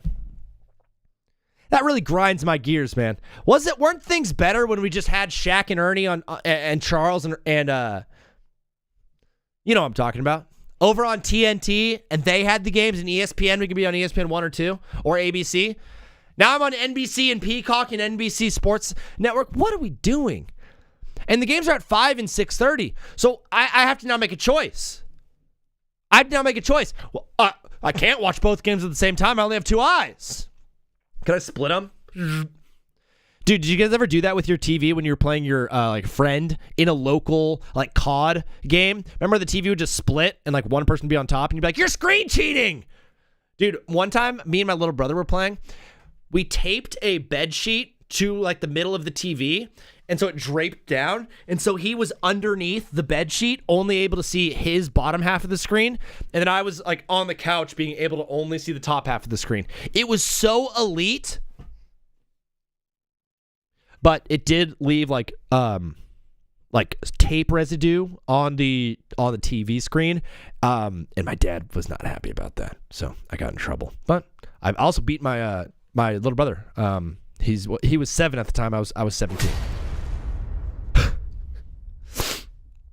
Both games are on Peacock. Yeah, Maryland. Both games are streaming. Appreciate you jumping into the show, Maryland. That's how I watch all NFL games. It's awesome. Guys, if you do not follow, please hit the follow button over here. I'm going to be live again tonight. So if the game's at 6:30, I'll be live at 8 p.m. tonight. So I'll see you guys again in about 4 hours on TikTok. I'm going to cut up a couple of clips. I'm going to create a couple of notes for tonight's show. I'm going to redo all of my graphics. So a little bit about me is I make all the graphics for my show. I edit all the clips for my show. I do everything that you see behind the scenes. I write 7-page monologues to rehearse and say during the show on the Power Hour. The Power Hour is available on YouTube everywhere you get it.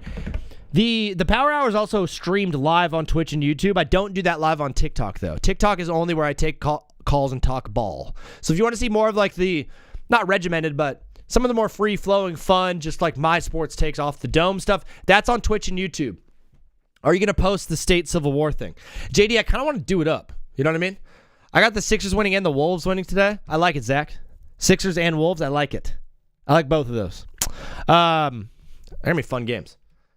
Yeah, I kind of want to do it up with graphics and stuff, JD. During MLB All-Star break when there's actually no sports, I kind of want to have it multiple graphics, and I want to bring in experts and stuff like that and kind of actually do it up. Produce it. It'll be very fun. Maryland, thank you. I get it, Zach. My bad. I see Yes, Zatch. Dude, Chris, that's how you can make me mad, is just Zatching me. Are you Zatching me right now, bro? Guys, I had 29 followers on TikTok from this show alone. Just getting one more and putting us at 30 would be awesome. Jody said the Saints go 13-4 this season. I forgot I had this up. Jody, I need one more follower to get to 30. What about the spelling Z-A-C-K? That one's fine, too. That is a firm Zach. You know what I mean? That's like Zach. Jody has the Saints going 13-4 this season. That's so awesome, bro. That'd be so sick if that happened. The Tyler Shuck Show. All right, fellas. I will see you, and ladies, I will see you again tonight. Love you guys so much. God bless you. Like I said, if you do want to catch the show a little bit earlier, I do a little bit of like show before I go live on TikTok.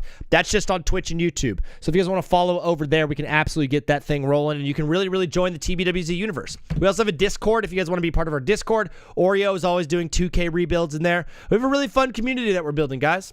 I'm not quitting anytime soon. So if you guys want to join the show and be a part of this thing, it's a great time to jump in. Absolutely love you guys. God bless. We'll talk soon, TikTok people. Bye. They're gone. The heathens are gone. It's just us, guys. Ooh. I put them boys on rock, and they be lining down the block just to watch what I got. I'm Fergalicious. It's hot. That song was so good when it came out. Tasty. Bro, that was the first time I ever popped and locked it. I was like 8 years old. And when she was like, Fergalicious deaf. I was definitely pop locking it. I don't think I would drop it though. Dude, the other day I was at a wedding. I tried to pop lock drop. I could pop and lock with the best of them. The drop is bad. You hear my knees over the music. Bro, when my knees crack, it's so embarrassing. I'm unk mode. Oh, dude, guys, we're at the scene. Let's all watch together. Don't let go. Don't let go, Jack. Rose, I'm not going to let go. It's okay. Wow. Dude, real quick, just do a little bit of film language with you guys. Blue lighting, like we have here in this scene between Jack and Rose. Blue lighting used to wholly represent nighttime. In older Hollywood, starting in like probably 2018. No, a little bit before that. Probably closer to like 2008. We started to see a shift away from blue lighting to more of like a natural night look where they just make things dark. Night used to be lit in film. It used to be bright. You used to be able to see what's happening. And now they just go for dark. And I absolutely hate it. It's horrible. This looks much more beautiful. Let's keep watching. Who do you guys most identify with, Jack or Rose? I'm a Rose man myself.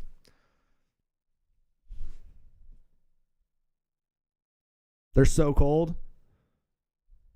How do you make the hard? Dude, one of the hardest parts about acting is acting hot when you're actually cold, and then acting cold when you're actually hot. When I was a PA on Beverly Hills Cop 4 in Hollywood, there was a scene we were doing with Eddie Murphy and the woman who was playing his daughter, whose name is absolutely escaping me. It was like the end of the movie when they kind of already defeated the bad guy, and he has this big kind of meeting Eddie does on top of like City Hall, and he's like, hey, listen, like we did some cool things. And so we filmed it. It was the first scene that we did in the day. And so our call time was 4 a.m. Picture was up at like 7. And since California is a coastal desert, it's very, very cold in the morning. Oh, there goes Jack. It's very cold in the morning. And so Eddie and the woman who was playing his daughter were freezing cold. And so we had them near heaters, and we had PAs with giant jackets on them trying to warm them up because the scene was like summertime. And so like once we're like, all right, cameras are up, we're rolling, let's get them in places. We'd have to rip the jackets off. They'd have to pretend that they're very warm, and they would walk down in short sleeves and shorts and pretend like nothing was going on, even though it was like 50 degrees outside, and they were freezing cold. Acting is not easy, brother. Acting is not easy. I do it every day on this show. And with that, I think, guys, I think we might have had a successful show today on TBWZ Widescreen Radio. Unbelievable stuff from JD Walker hanging out with us. Oreo the cat jumped into the show. He was hanging out with us. He had to go to baseball practice. Appreciate Oreo. We had so many followers on Twitch today. Mark, LeBron Glazer, my friend Zach, Lincoln, Josh, and then NFL hot takes. Wow. Thank you guys so much for watching the show, for hanging out with us. I'll be live again in about 4 hours to talk ball, hang out with you guys. Love you so much. God bless. VD. Outie.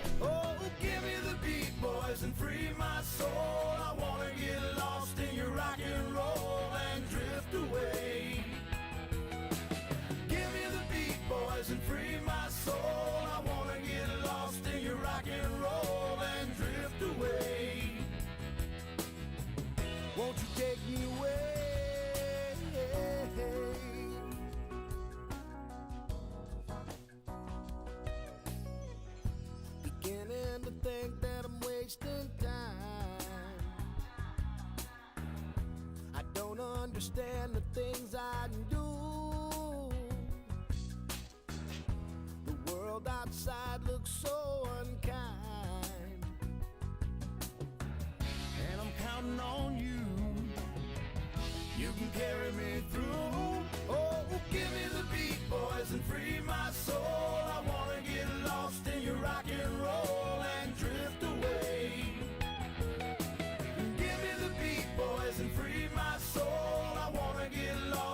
Rock and roll and drift away.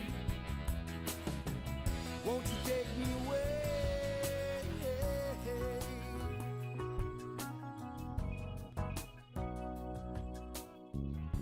And when my mind is free, you know a melody can move me. When I'm feeling blue, the guitar's coming through to soothe me. Thanks for the joy that you're giving me. The joy that you're giving me. I want you to know that I believe in your song. Rhythm and rhyme and harmony. You help me along. Oh, you're making me strong. Oh, give me the beat, boys, and free my soul.